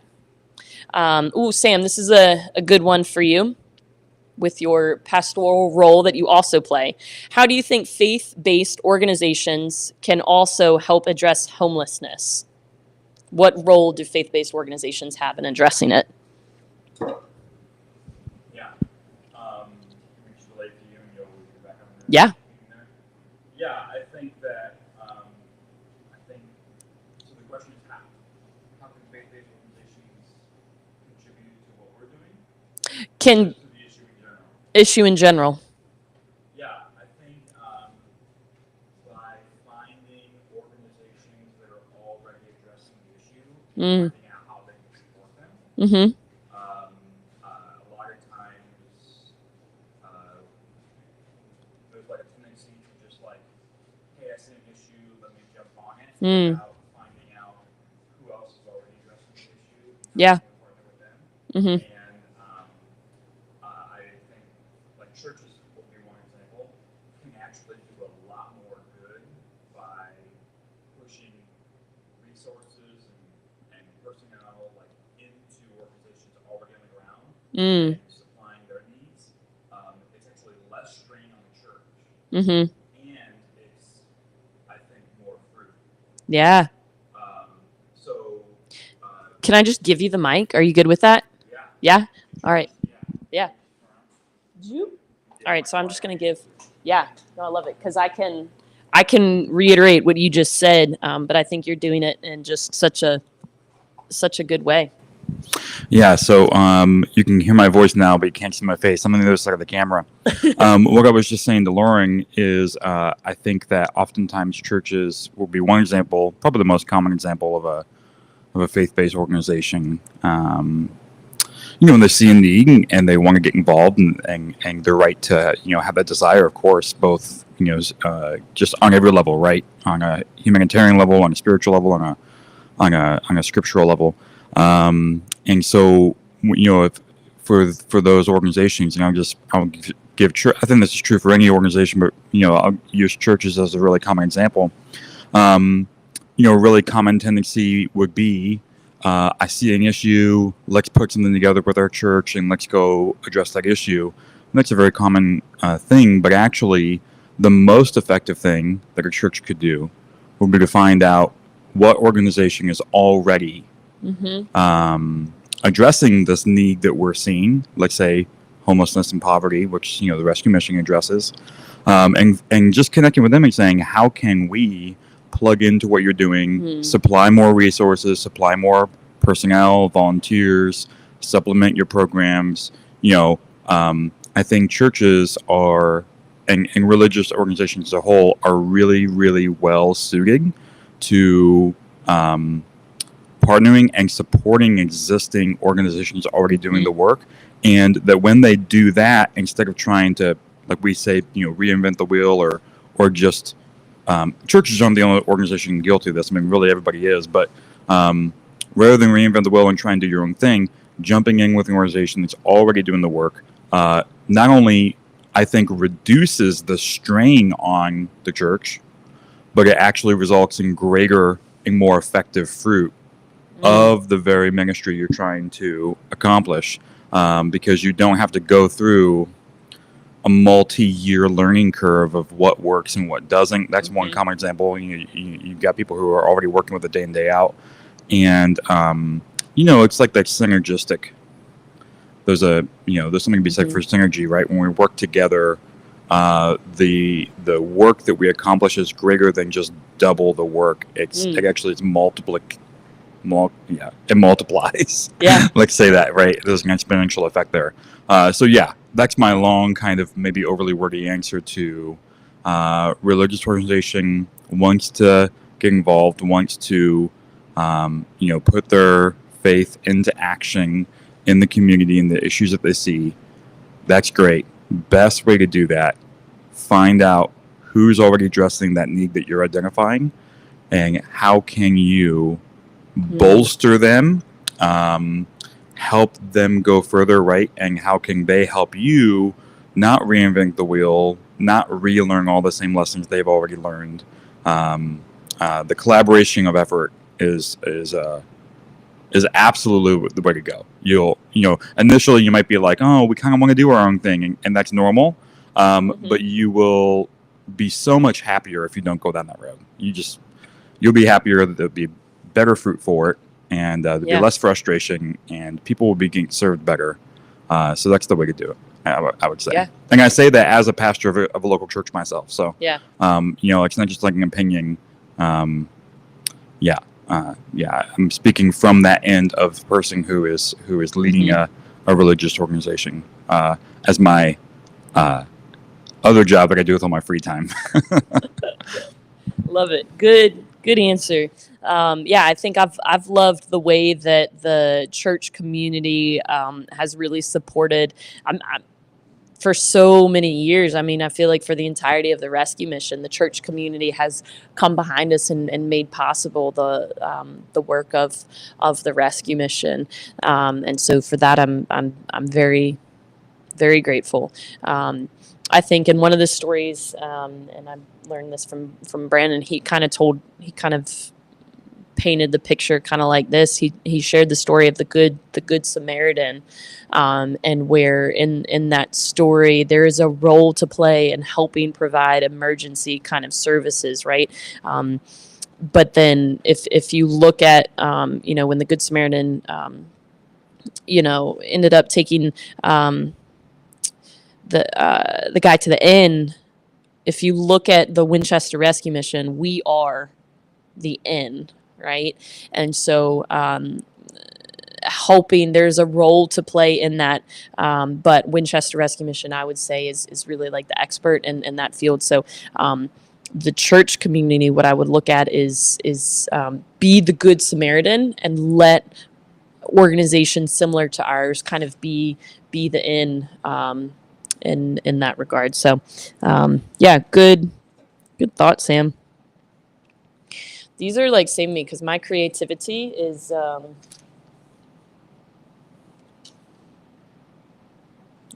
running thin. All right. What do you think helps somebody feel seen and valued? Yeah. Sam, what do you think helps somebody feel seen and valued? It's a great question. I think less than you would think it takes. I heard somebody say once that one of the tragedies of life is that people actually need very little encouragement, and even that small amount that they need, they're still not receiving. And so that's a great tragedy, right? Because you think that people can actually get by with a very small amount of encouragement, and they're not even receiving that. The flip side to that that's positive is it doesn't take a lot to actually bring a lot of encouragement into somebody's life. And probably the greatest encouragement is for people to feel seen and valued. One of the things we talk about here at the mission a lot is dignity. And when I do the volunteer orientations, I always say dignity is one of those things that you never think about until you feel like you don't have it. Right? Yeah. And, most people walk around not consciously thinking of their own dignity. But if you've been in a situation where you don't feel like you have it, it's actually like all you can think about. And so back to the question, I think it takes less than people would realize if we just slow down and see people, right? So, something as simple as like learning somebody's name and using it more than once, remembering it when you see them again. Something as simple as like asking somebody how they're doing and pausing to reinforce that you actually want to know the true answer. Yeah. And not like, hey, how you doing? You're expecting the good, best day of my life, that kind of thing. Living the dream. That's right. Living the dream. Yeah, exactly. Those are the things that we say when we don't actually have time to answer the question. Yeah. But it can really touch people when you pause and they can tell, this person's asking genuinely how I'm doing. And if I give Yeah. them a longer than a 2-second answer, they're not impatient. They actually want to hear it. Mm-hmm. So yeah, I think that that's a fundamental thing everybody needs, and I think it's a lot easier to provide than we imagine it is. Because people don't need it. You know, they don't need you to like move a mountain to make them feel seen. They literally just need like a genuine pause, you know, solid eye contact, use their name, find out what it is. Yeah. Yeah, a little bit goes a long way, I think, when it comes to that, which is good news because it means that you can actually do that for a lot of people, and you don't have to like quit your job to find that time. You know, Yeah. I mean, you can really do it in less time than you would think it would take, and you can really touch people's hearts. Yeah. Yeah. I think one of the, I think tone of voice is one of the things that I've really paid attention to, particularly since working here. And, you know, you talked about a little bit about asking, how are you? But I think the tone in which you say that is important. Like not just, hey, Sam, how are you? Because that's like another kind of greeting, you know, like, hey, it's just like that. Because it's not a genuine, I think, ask, but saying instead of how are you to like, how are you? And I know like one person that we both know, he would ask me, like, how are you? How's your soul?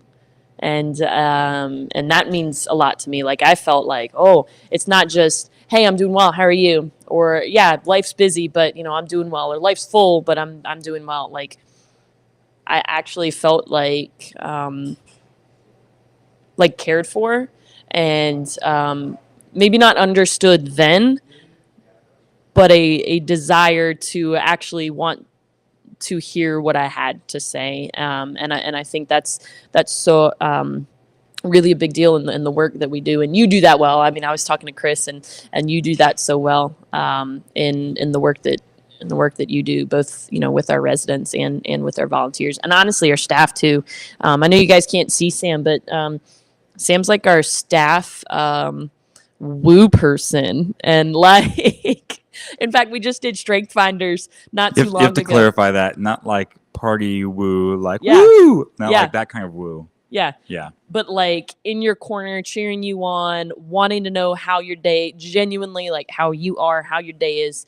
That's Sam. And yeah, Sam, I think you just do such a rock star job and paying attention to how people are, not just as a greeting, but as genuine concern. So yeah, I love having you part of this team. You bring such great value. Cool. All right, guys. I am looking over our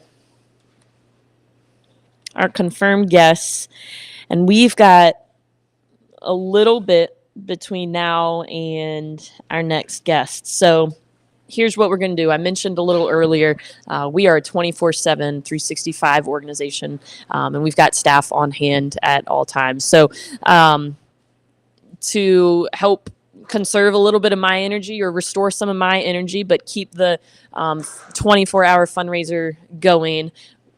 And honestly, just to kind of show some of the raw realities of the work that we do, and to highlight that, I'm going to end up putting a quick pause on this. I'm literally going to set up a cot. I'm going to try to take a quick little power nap, maybe an hour. We'll see if I can fall asleep, but I'm just going to take a quick little rest, guys, and give some of the rest of our team. Things are definitely quieting down around here in our cafe. So we'll keep the live stream going. If you do have any questions, because it'll keep going, feel free to drop them into the comment section. Yeah, we'll see you guys here in a little while. If you do feel compelled to give, again, just thank you guys so much for that. There's lots of opportunities to give, and you can check those out in the QR code on the link to give. It's dropped now, and you can check out our website, winrescue.org. Anytime that you click donate, it'll take you to that, and there's a lot of different opportunities to go do that. Thanks for following along with us, and here in just another couple minutes, you will see a very glamorous cot with a very exhausted Lauren taking a quick little power nap on that. Lights on, the quiet lull of the refrigerators and freezers behind us, and Al our overnight rock star staff member, just walking around. So, guys, thank you for keeping up with us, and we'll be back here soon. Thanks, guys.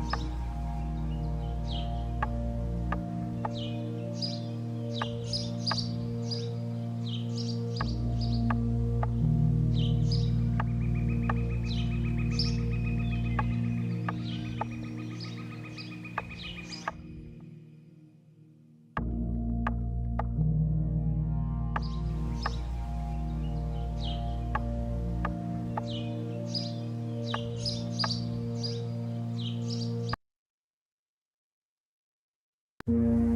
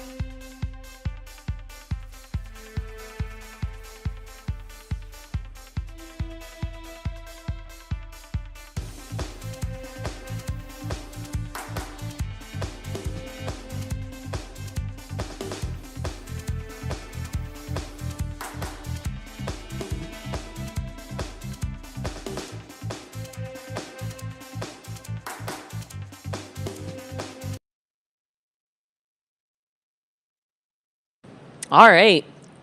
Happy Thursday. I'm excited to say that. I think the last time that we were live, we had just, I think it was midnight, 12:30 or so. But really excited to be back with you guys. It is almost 5 o'clock, which means it's past 4, which means we're past halfway there. We are officially almost 13 hours into this 24-hour fundraising event. And for that, I'm grateful.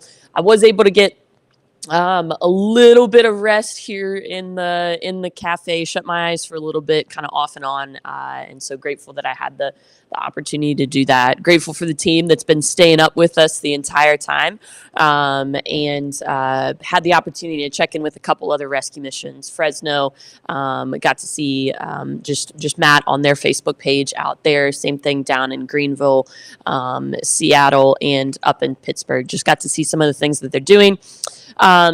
Overall, feeling okay. You know, I feel like my voice, you can kind of start to tell that it's cracking a little bit, but really looking forward to the next couple of hours. We've got some people lined up to come have some more conversations with us. We'll be staying inside until around between 8:30 or so, then at which point we'll be shifting outside. But really excited for the next couple of hours. And then here in a little bit, I'll give you another update on how we're doing with the actual fundraiser. But before I get talking too much, I'd love to invite up actually one of our good friends, longtime supporter of the mission, and a longtime board member of ours, Pat. So Pat, if you want to come on up, have a conversation with me, you can just take a seat and snag that microphone.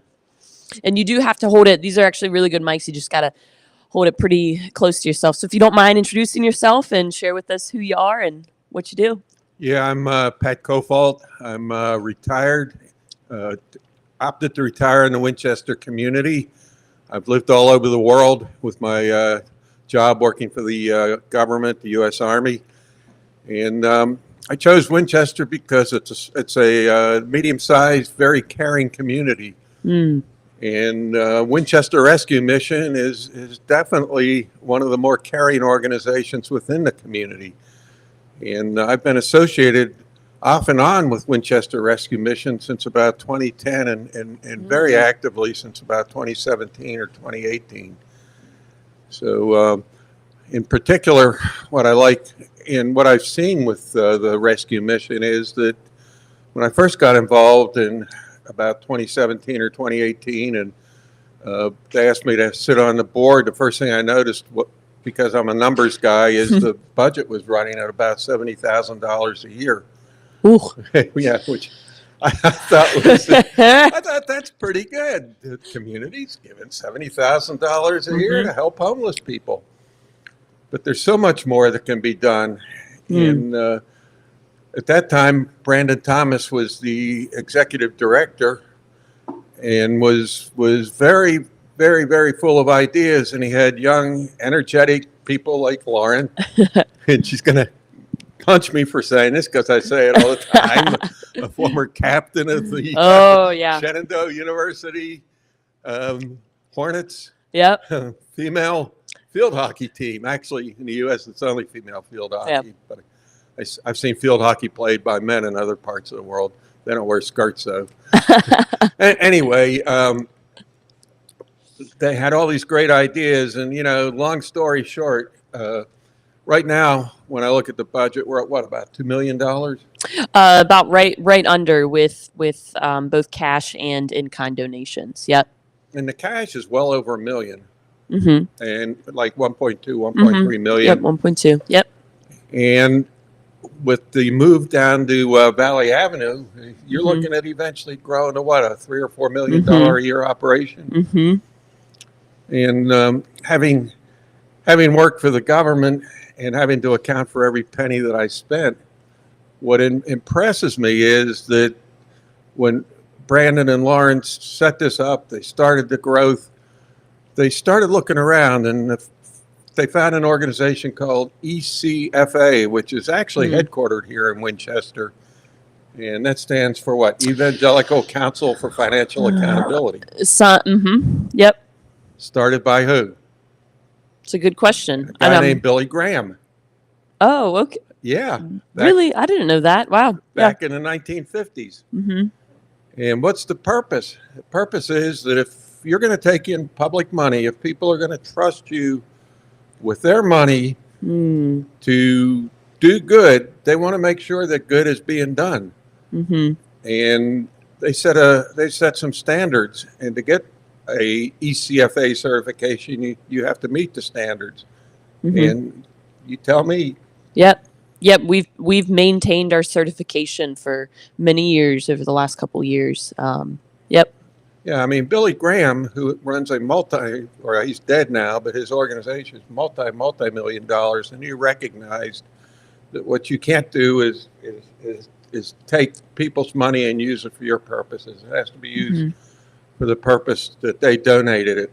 And, the average Good Samaritan, good person on the street wants to do good, but they don't know how to do it. They don't know how to channel it most effectively and so forth. And an organization like Winchester Rescue Mission can do that for him.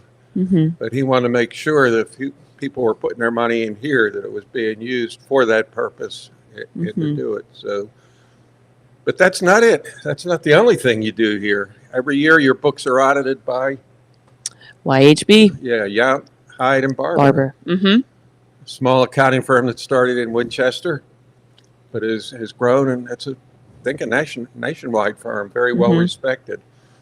So each and every year the books are audited. So you're meeting ECFA standards. You're audited. And then, Lauren, I'm going to shut up and let you tell me about Citygate. Yeah. Well, Pat, thanks so much for that. We're really grateful for our donors who faithfully or who donate to us faithfully, and they trust us with being the best stewards of their money. And we definitely want to ensure that organizationally we're making the most of every dollar that comes to us. Citygate Network, it's a network of over 300 rescue missions and similar organizations across the U.S. whom we've had the opportunity to chat with and keep up with here with this event.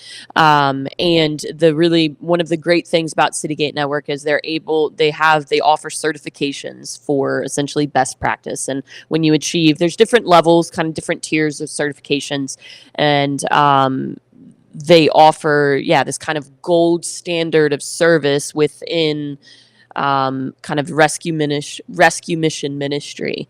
And it sets standards for things like for best practice in programs, things like insurance, things like training your volunteers, safety of the facility, the way your lights and your electrical is handled, just all of these different kinds of things. It's ensuring that the rescue mission or other organization meets a certain standard, and they have other benefits, for the staff and things like that and networking. But as it pertains to, how it would, be attractive to a donor donating to an organization that's Citygate Network certified, it really just kind of sets the standard for that organization. It raises the bar of service. It's saying that we're not okay with just 3 hots and a cot. We're not okay with just doing things for the good of doing things. It's saying we want to ensure the best services because we want the best for the people who we're called to serve. And they set the standard for that. So you're a gold standard, right? We are gold. We have the highest level of certification with Citygate Network. I thought it was platinum. Yeah. Maybe it is platinum. Which is better than it gold. It is, yes. Yeah. Catch me off. I just show me a little grace. I know, yeah. Show me a little grace, but yeah, I believe, we have that. We have the highest level of certification with Citygate Network, and we were certified in. Chris told me, I believe it was like the end of 21, and just certified. I do meals up here a couple times a month, and I know when they were getting ready to get into that certification process, and Lauren, in particular, who was a volunteer coordinator at that time, wanted nothing but the platinum certification. Being the old field hockey captain, she wasn't going to settle for something like a gold when she could have a platinum. Yeah. And she made our life miserable as volunteers, making sure because people didn't want to wear gloves. They didn't want to wear hairnets. They didn't want Yeah. to put aprons on. Mhm. They, her point was at any time somebody from Citygate could come Mhm. through and take a look at the place. Yeah. And, I think the first time you shot for the platinum, you made it. Yep. Yep. Which is highly unusual. Mhm. Yeah, we're also GuideStar Platinum, which is. Mhm. Mhm. Yep. So ECFA certified GuideStar Platinum, which is any 501c3, I think, can go for GuideStar, which is another great benefit, great work that we do, and you have to meet certain credentials for that. But Citygate Network, there are different tiers, and we are that highest tiered certification. So 501(c), what is that? 501c3 is a term within the IRS and the government, and we are tax exempt. And so when you donate to a 501c3, that dollar amount is tax exempt. There's a couple different ways that you can give and to that. And in fact, Pat, you're on our development committee, and so you've been privy to a lot of those conversations as far as different ways to give. And some of the newer ways, like I think one of the most common ways to give is people just think writing us a check, which is great, or giving cash, which is great, giving online,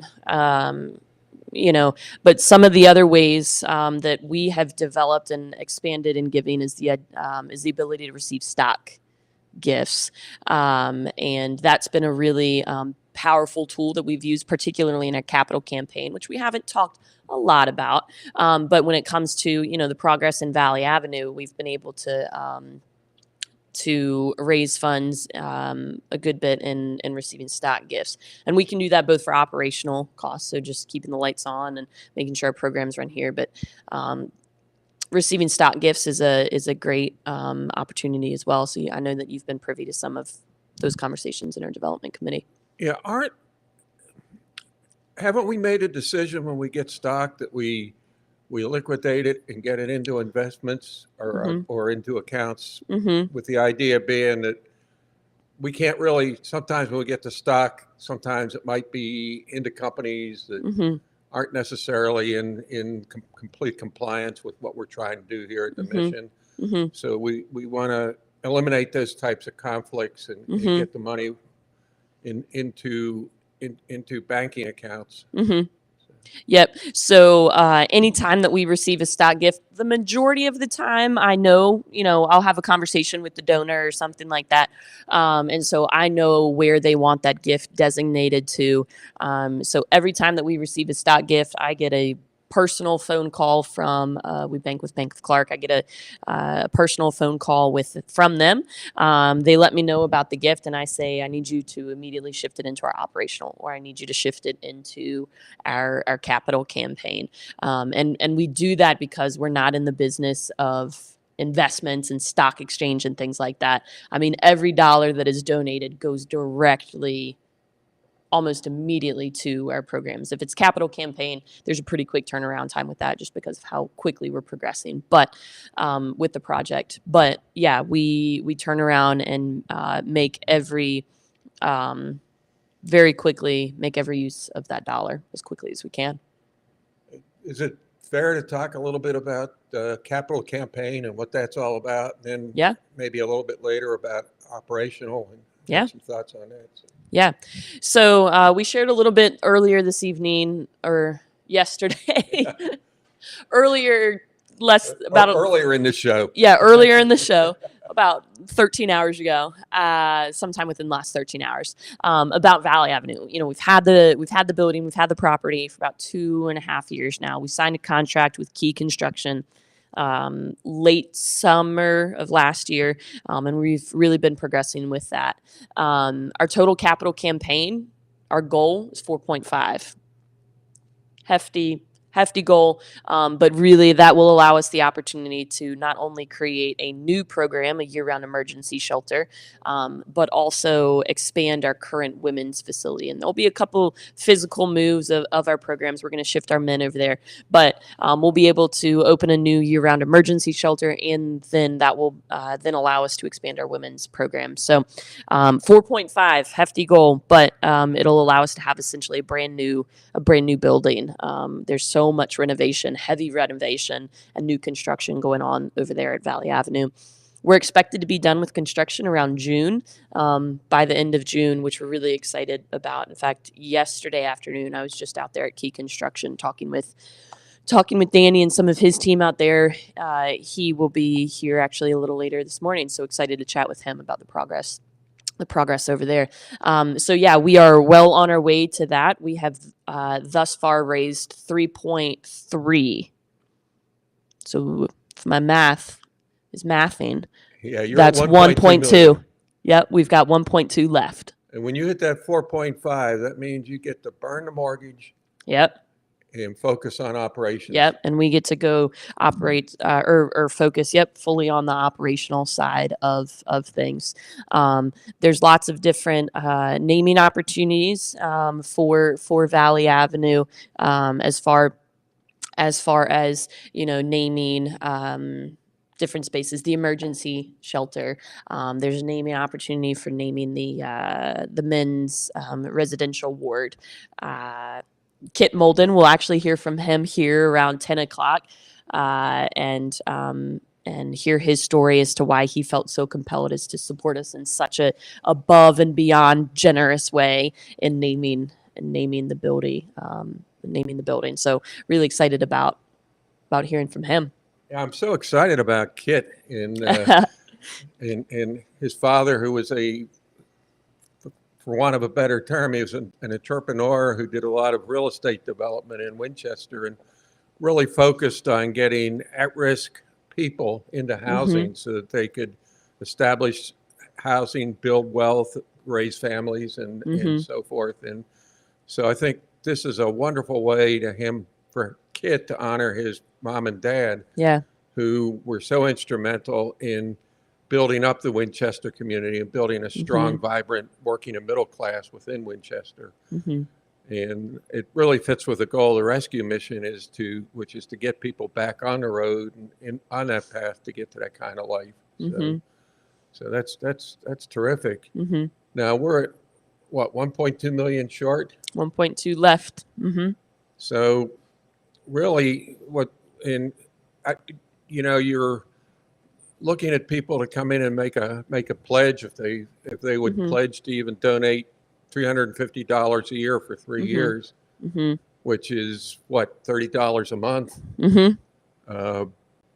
over a period of 3 years. And if you got 1,000 people to do that, you'd probably get, my math is right, you'd probably get close to your 1.2 million. I'm going to rely on your math here a little bit more. And I could be off. It's like 5 in the morning, but this is a commitment to make a pledge to get an operation off the ground. But and what that'll do is that means that when that mortgage is burnt, that means when you contribute money to the rescue mission, we're not paying interest on an existing mortgage.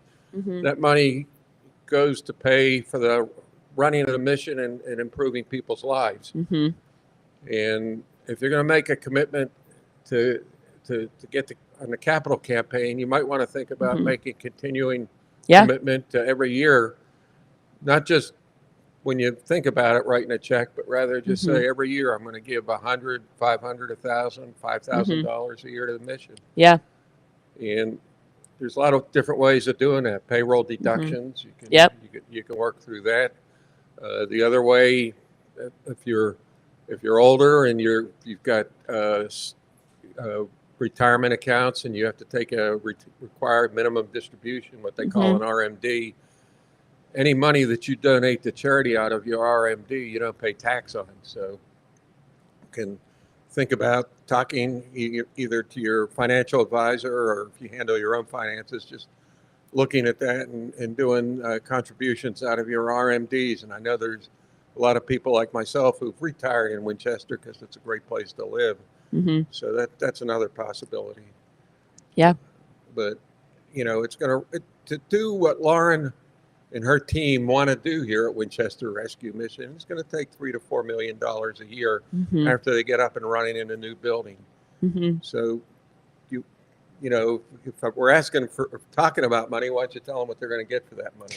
Yeah. So, as you guys know, I mean, Winchester Rescue Mission is just so much more, and I don't love this term. It's so much more than just a homeless shelter, right? A homeless shelter kind of paints the picture of it's simply just a place to sleep. It's simply safe shelter. You might have 3 meals a day, right? The idea of 3 hots in a cot. It's so much more than that. We believe in really wraparound, holistic.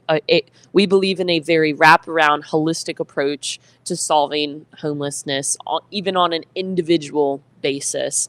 And so when you invest in Winchester Rescue Mission, you are investing in safe shelter. You are for individuals who are experiencing homelessness. You're investing in providing meals. Pat mentioned that he has come in and he's helped serve meals. We rely on volunteers to help prepare and serve meals every night of the week, every week of the year. You're investing in, providing, ensuring that people are well nourished and taken care of with food. You're investing in individuals' ability to access case management and navigate the resources that are within the rescue mission. We offer classes here at the Rescue Mission. I mentioned earlier, we partner with Shenandoah University in so many ways. They're physical therapy students, occupational therapy students, nursing, pharmacy, PA students. They'll come in and they can help lead different clinics and classes. We partner with different banking institutions who've come in and they've led classes in financial literacy and financial management. The Laurel Center, right across the street from us, comes over and they lead classes in things like healthy communication skills and healthy relationships. And there's just a plethora of other organizations, other businesses that come in and invest, who are the experts in their own fields. They come in and they invest their time to the individuals who stay with us here. So when you donate, you're not just donating to provide shelter or provide a meal. You're donating really, you are investing in life transformation that can happen here at the Rescue Mission. It's so much more than a homeless shelter. It's so much more than that, because we're not just addressing homelessness as a lack of housing. We're addressing homelessness from a very holistic perspective. Sometimes we've talked about this, in different ways and different levels, but you're also, from a business perspective, you are investing in the future workforce. A couple of our residents and graduates have come in and shared their story. One of our graduates, he's working at Monoflow, Ron Bailey. He came in and he shared his story. And Ron stayed with us for a little over a year, maybe 18 months, I believe. And he's now a manager in Monoflow. You heard from one of our other residents, and he's now employed. When you invest in the Rescue Mission, you are investing in our future workforce as well. Yeah, I'm thinking of Ron. I mean, maybe 5-6 years ago, people looked at him on the street and probably saw him and said he was expendable. Yeah. I wish he'd go away. I wish he'd move to another town. I mean, yeah. He makes our community an eyesore. And now he's not only working for a local industry, which is building Winchester, but he's moved into management. And that's what these folks don't need is a handout. They need a hand up. And that's really what they're doing here at Winchester Rescue Mission. And Ron's not the only one. I don't want to name names, but having been in here and working, there's so many people I used to see walking through the dinner line and just talking to them. And now I'll go to the store. I'll see them working there, or I'll see them working in one of the other organizations in town, or a restaurant is working in a kitchen as a cook or something. So they're not only off the streets and not taking public assistance, they're actually paying taxes and supporting the community and building businesses that are bringing more people into the community and building it up. So it's this is not an organization that just take people off the street and warehouse them. It's an organization to get people to build people, to build the community. Yeah. Yeah. That's one of the things that we'll say frequently is Winchester Rescue Mission is not in the business of warehousing people. We're in the business of life transformation. And I believe that wholeheartedly. And we have to approach every day like that. We're not here simply just to get the homeless people off the walking mall. We're not here just to, you called it an eyesore, and I hate that phrase, but really I think some people see it as that, to see, the outcast and the winos, off of the street, and it's so much more than that, and we're able to create an environment, and we strive to do better every day, to create an environment that really allows people to see their own innate dignity, to dream again, and then really have the opportunity and have the ability to transform their own life. And Ron is a great example of that. And we've seen that multiple times. Yeah. Yeah, I didn't coin that term, warehouse people. I Yeah. learned that from Lauren and Brandon. Brandon. Yep. And I think that's a great term. I think Yeah. It's, and I'm not denigrating the need to just get people off the street and keep them warm and safe. Yeah. Mm-hmm. When it's cold or when it's extremely hot. Mm-hmm. But that's and you will have emergency shelter. Yeah. As you build out the new building, but Mm-hmm. your purpose is to let them have a taste of this, Mm-hmm. and then make them want more. Yeah. Yeah. Or help them. It's not that they don't want more; it's they don't have the confidence to Mm-hmm. do it. Mm-hmm. And if I go way back, one of my first jobs, I was washing dishes at a country club outside of Philadelphia. And we had a hard time finding dishwashers. And so they brought in 4, Lauren used the term winos. That's what we used to call them in Philly, winos from down on Skid Row. Yeah. They would come in every night. They'd get a shower, put on cook whites, go into the kitchen and wash dishes. And that's where I got to talking to them, understanding them, knowing them. And back then in Philadelphia, for a quarter, you could get into a place called the Family Movie Theater and spend the night there. And they all had partners. It wasn't a relationship type partner. It's one would sleep and the other would stay awake, so that they would make sure that people prowling through the theater wouldn't rob them. Yeah. I learned that I had to work with the waitresses at the country club, that they brought all the used cocktail glasses to me so I could empty them before they went back to the dishwashers to get, so they wouldn't drink them. It was it was an experience. But what I learned from these people is that something happened in their life that got them addicted to alcohol, and they couldn't get themselves right. They weren't stupid people. Some of them were. I was in college. Some of them were as bright as my professors, but they just were something that wasn't right. But at that point in time, they weren't even being warehoused. They were literally, I was getting them back into the city at night, and they'd go to the theater, spend the night sitting in a movie theater, and then get on the train and subway and come back out into the suburbs and work at the country club at night. So, I mean, that was their way of life. And they made $10 a day. And they didn't even have bank accounts to put it in. It was different, but this is really, I wish this kind of organization was there then. Yeah. For these people. Yeah. Yeah, there is we've got good friends up in Philadelphia, and I can't remember the name. It's a rescue mission up there. They're one of the oldest rescue missions. Philly House, and it was previously called Sunday Morning Breakfast. Yep. And yeah, grateful for the work those guys do up there. They're men's only facility, but yeah, they just do absolutely. I saw YouTube on that. Yeah. Yeah.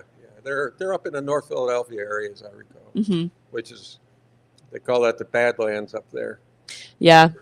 Yeah. They have their own local police force with with automatic weapons patrolling the streets. Yeah. It's an open air drug market, but that's a rough area Yeah.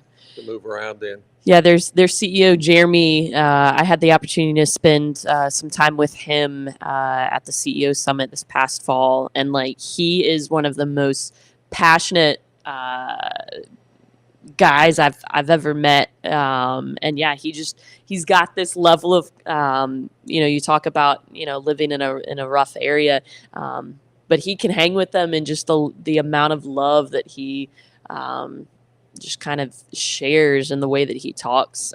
It's really so neat. So grateful that they've got such a great leader up there leading them. But I didn't know that that's what you had started with way back then. That got you started in the Well, it made me rescue aware mission. of it, Yeah. and understanding it, and it's definitely something that gets into people, and I think it was best described by you and Brandon, or no, it wasn't either. It was the guy.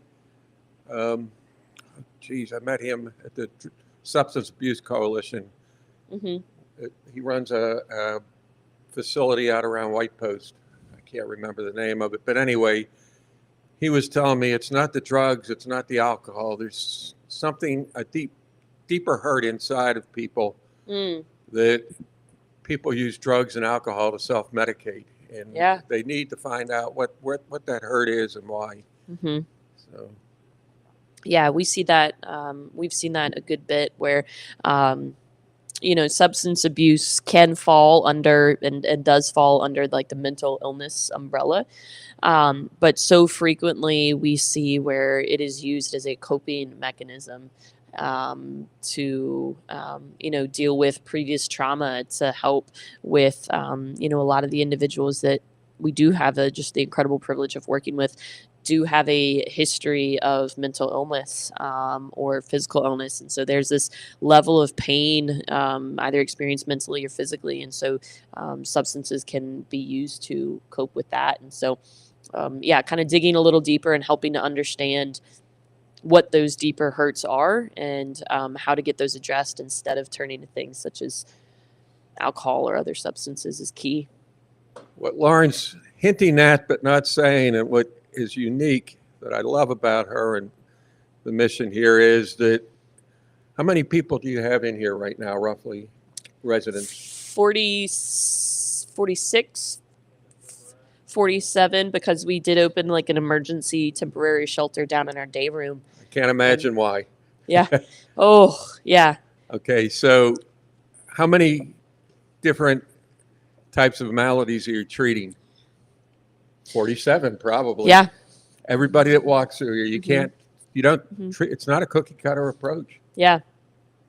I mean, don't you have a very extensive, thorough intake process? Yep. Very thorough intake process. The first time that somebody will walk through our doors, if they find themselves in need of shelter, we can provide what we call like kind of a seven day temporary stay. And so that interview process is a little shorter. We just get the basic information that we really need to capture. And then we allow them to stay 7 days, up to 7 days. And then at the end of that 7 days, they can essentially apply or enter into one of our programs, either the men's or the women's programs.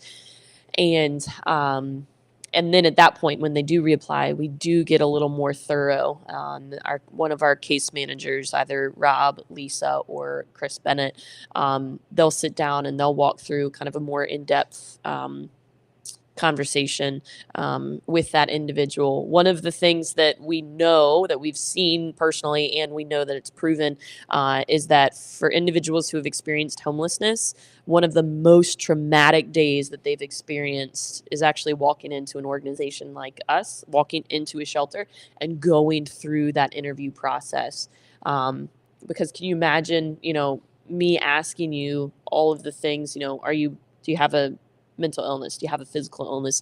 How long have you been homeless? What started you, what would you say initially made you homeless? How many times have you been homeless within the last 3 years? And just asking all of these really personal, really deep questions. And, you know, do you have a history of substance abuse or substance misuse? What's your substance of choice? All of these very personal questions that can be sometimes really traumatic to talk through. And that's such a that can be a traumatic thing to talk through when you don't actually know that individual. And so what we do is we try to allow them to have a 7-day emergency stay, get to know us, get to know our staff, get to know our volunteers, get to know a little bit of our you know, other programs, and then sit down, have a more in-depth conversation with us when there's a little more trust built, and then continue to ask some of those difficult questions as more trust is being built and vulnerability can then be kind of extended. Raise the comfort level. Yep. Let's take something that I'm almost positive. Somebody told me there was at least one resident in here who came in and you found out they were illiterate. They couldn't read or write. Mm-hmm. So just think about that. You're 40, 50, 60-year-old adult, male or female. Mm-hmm. You're illiterate. You've been illiterate your whole life. Mm-hmm. Is that something you want to share? Yeah. And all the years of coping with it and all of the armor that you've built up, to drop that armor and to tell people who are strangers, maybe after 7 days, you're not so strange anymore. Yeah. Well, you're still strange. But Yeah. Sorry, Yeah. But you're not a stranger. No, but anyway, after 7 days and building trust and getting some comfort, just revealing that you're illiterate, and then Lauren and her team putting together with the right people, and maybe that's all it takes to get them from a situation of being on the streets to being able to become literate, to get a job, a better job, more than a $7.25 an hour minimum pay job. Yeah.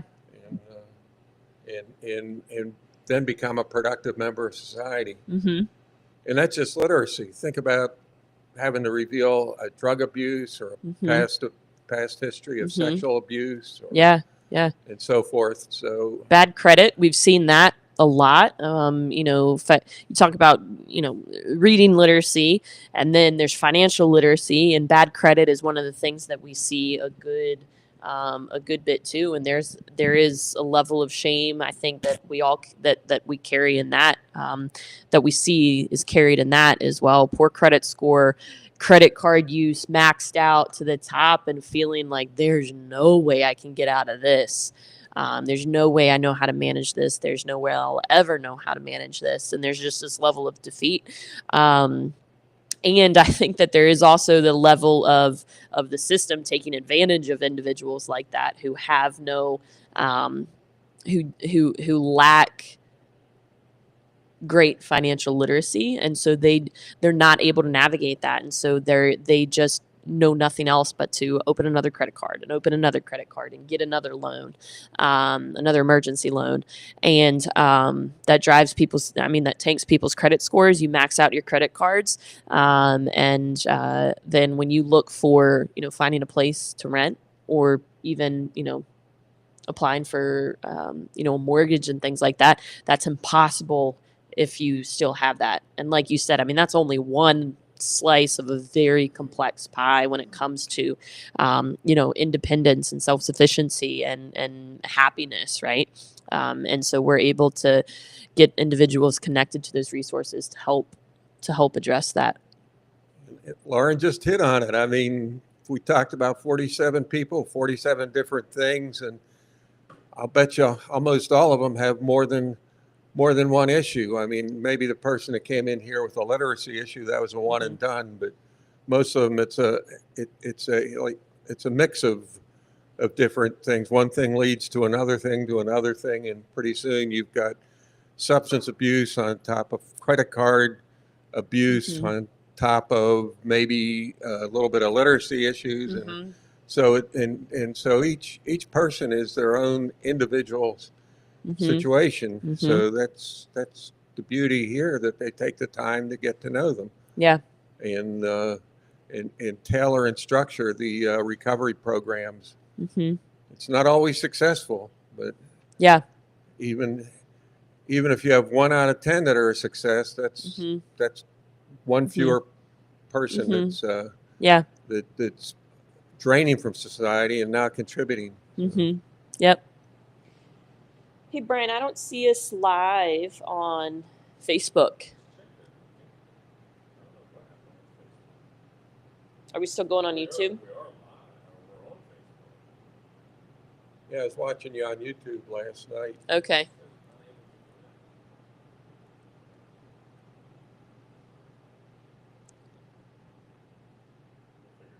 Okay. We're still going on YouTube? Yeah, I don't see us on. Okay. Awesome. Pat, one of the things that you mentioned briefly, but not really talking about ongoing regular operational support, is monthly donors, individuals who support us regularly monthly. From your perspective as a board member or somebody, who regularly sees the everyday impact, why is monthly, supporting the rescue mission regularly monthly, you think so important? Yeah, you say monthly, I agree, or in the case of older people that are doing an annual Mm-hmm. donation out of their required minimum distributions, Mm-hmm. it's important because you build budgets off of that. Yeah. When people make a commitment and they say that I'm going to give $1,000 a year or $100 a month Mm-hmm.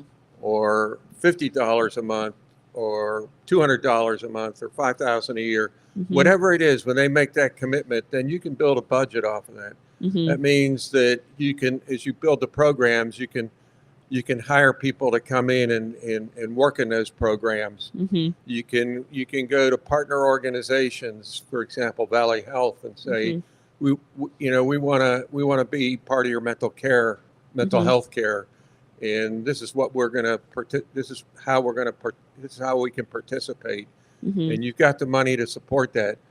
If people are just willy-nilly donating, Mm-hmm. you can't build a budget off of that. Mm-hmm. You don't know that in September of 2025 how much money you're going to Mm-hmm. get. It could be 20,000 come in that month, or it could be 5,000. You don't know. Mm-hmm. And so what you need is people to make a commitment, say, I will give every week or every month or once a year, but this is Mm-hmm. for this year, 2025, I'm going to contribute $2,000 to Winchester Rescue Mission, and I'm going to give it to you at $200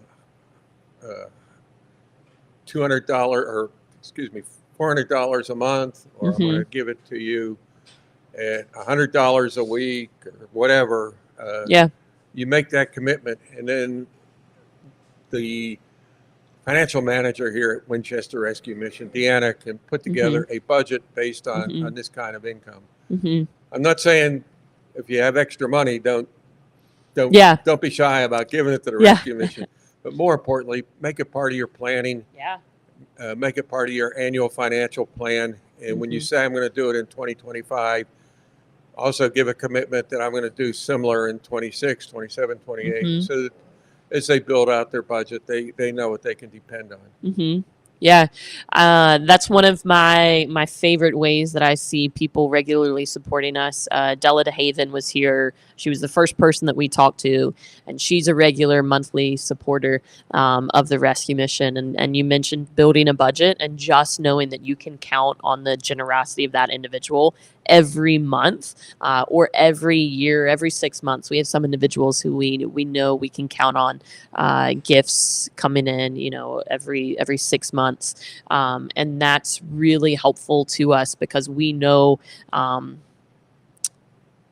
we can rely on that, and we know that we can continue to provide these really life-saving and life-transforming opportunities to individuals who walk through our doors regularly.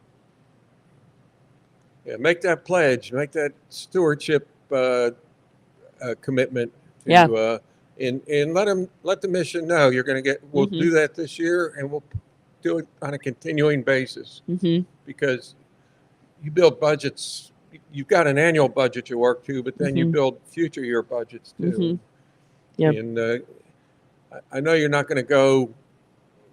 You're not going to turn the switch at the end of June and go from a just under a $2 million program to a just under a $4 million program. You're going to do a glide path. You're going to ramp up. And what you need to know, you need to have those kind of commitments that are going to help you make that growth so that you can get the full potential out of that property on Valley Avenue. Yep, absolutely. So I'll get Brian to drop that that QR code with our link to give here on our page.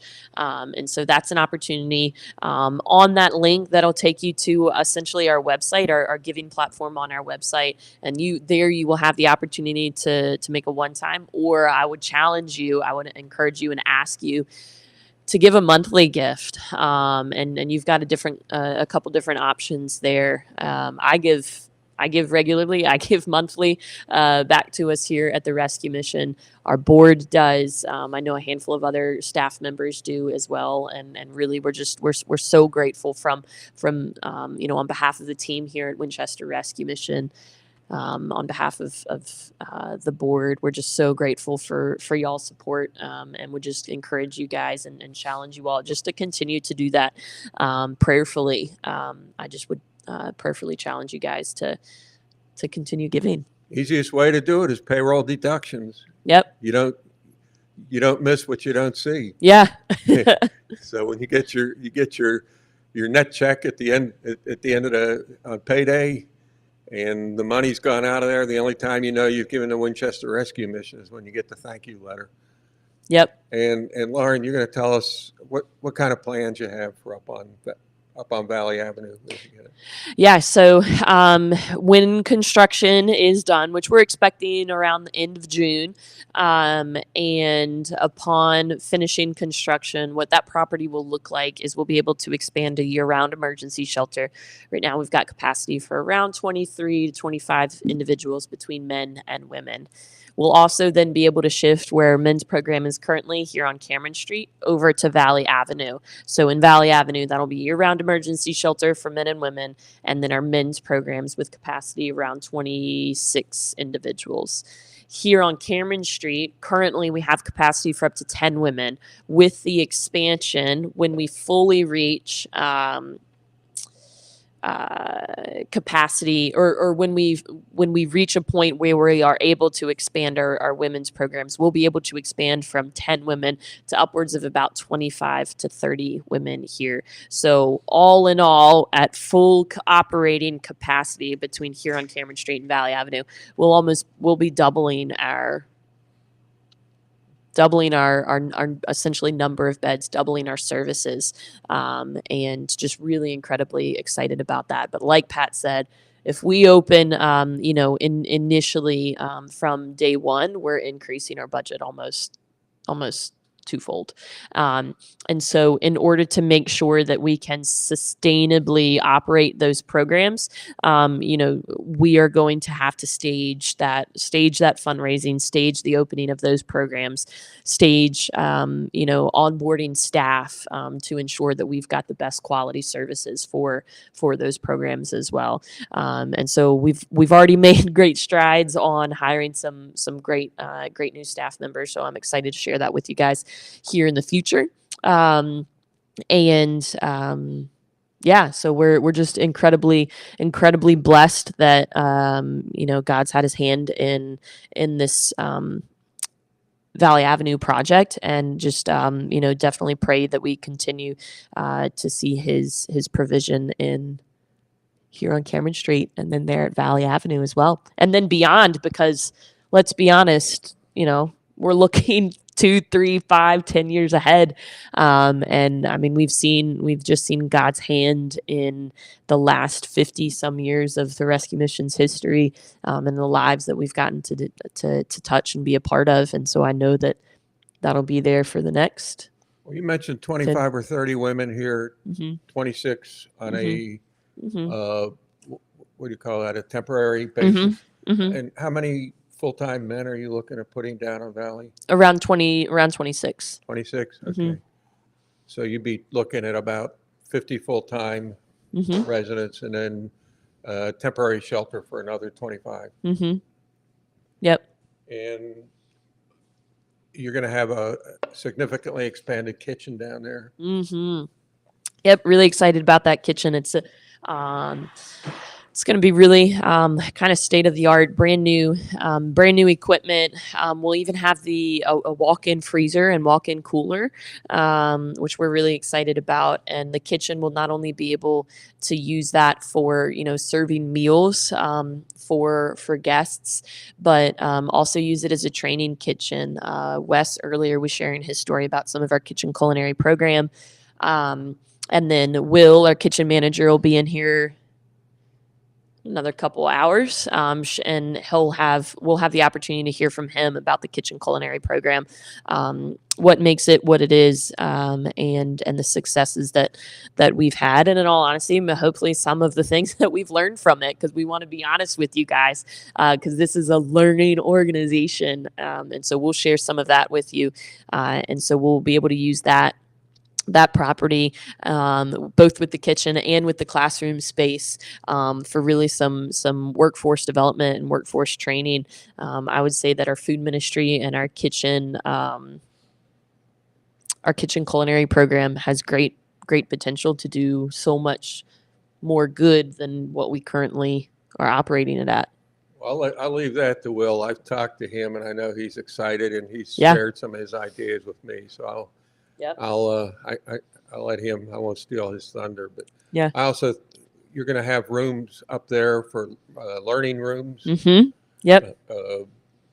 You're going to expand your partnership with Valley Health, right? Mm-hmm. Yep. Valley Health has just been a absolutely phenomenal partner and supporter of ours, both in some advocacy, and just willingness to partner with us and support us. They've got a couple different grants, that community impact grants, that they support us in, amongst a couple other nonprofits in the area as well.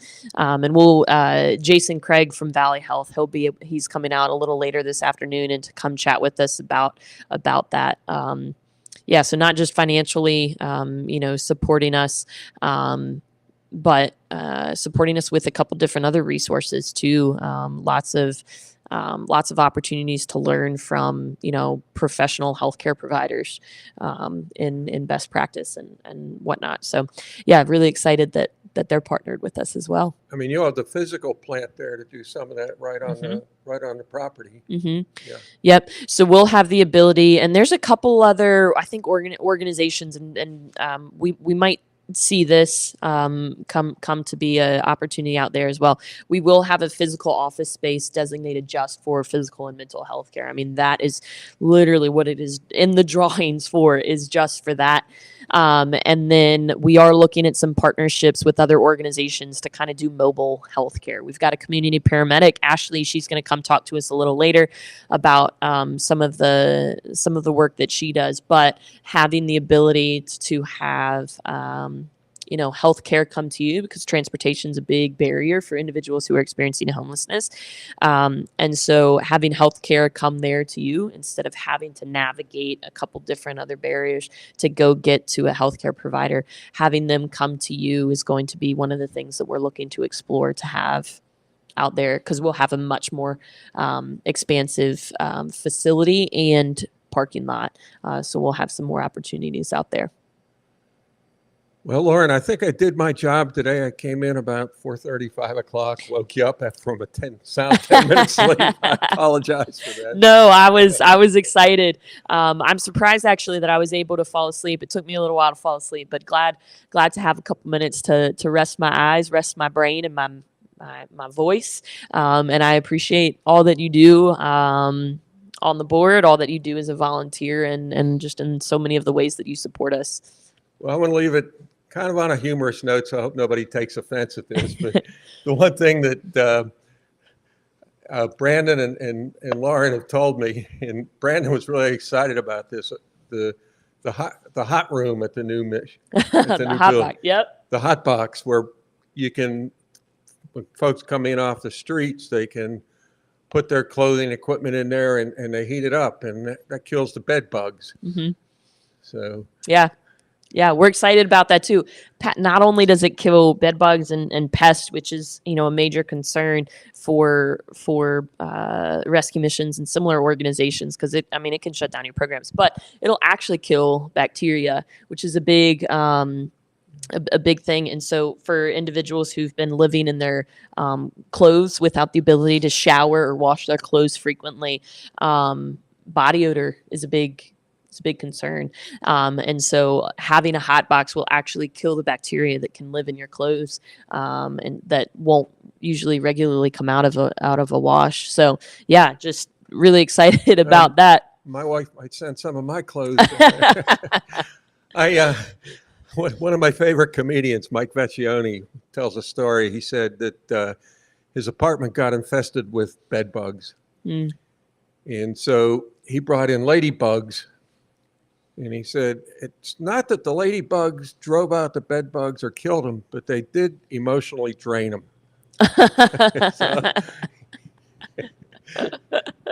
So we'll let it go with that. I love it. I love it. Pat, thank you, sir. I Lauren, appreciate thanks it. for all you do. Yep, appreciate you so very much, sir. And Brian, thank you. He's the man behind the scenes. Yeah, he's been running things for last couple hours, and then even prior to that. So. I was going to say last couple of years. Really. Yep. Yeah. Thanks, Pat.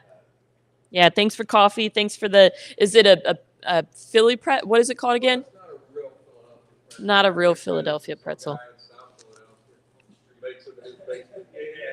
Yeah. I had an office for a while there, managed it, and Vicki and Denise, when they run that conferences, they bring in big bags of Philly pretzels, gold bars, peanut chews, pastry cakes, tubs of water ice. I said, what I owe you for it? Don't worry. Wow. Fell off the truck. You guys have a good day. Thank you, Pat.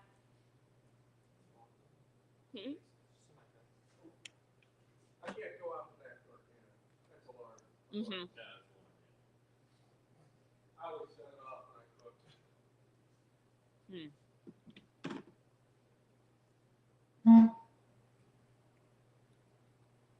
Let me. Did you pause this?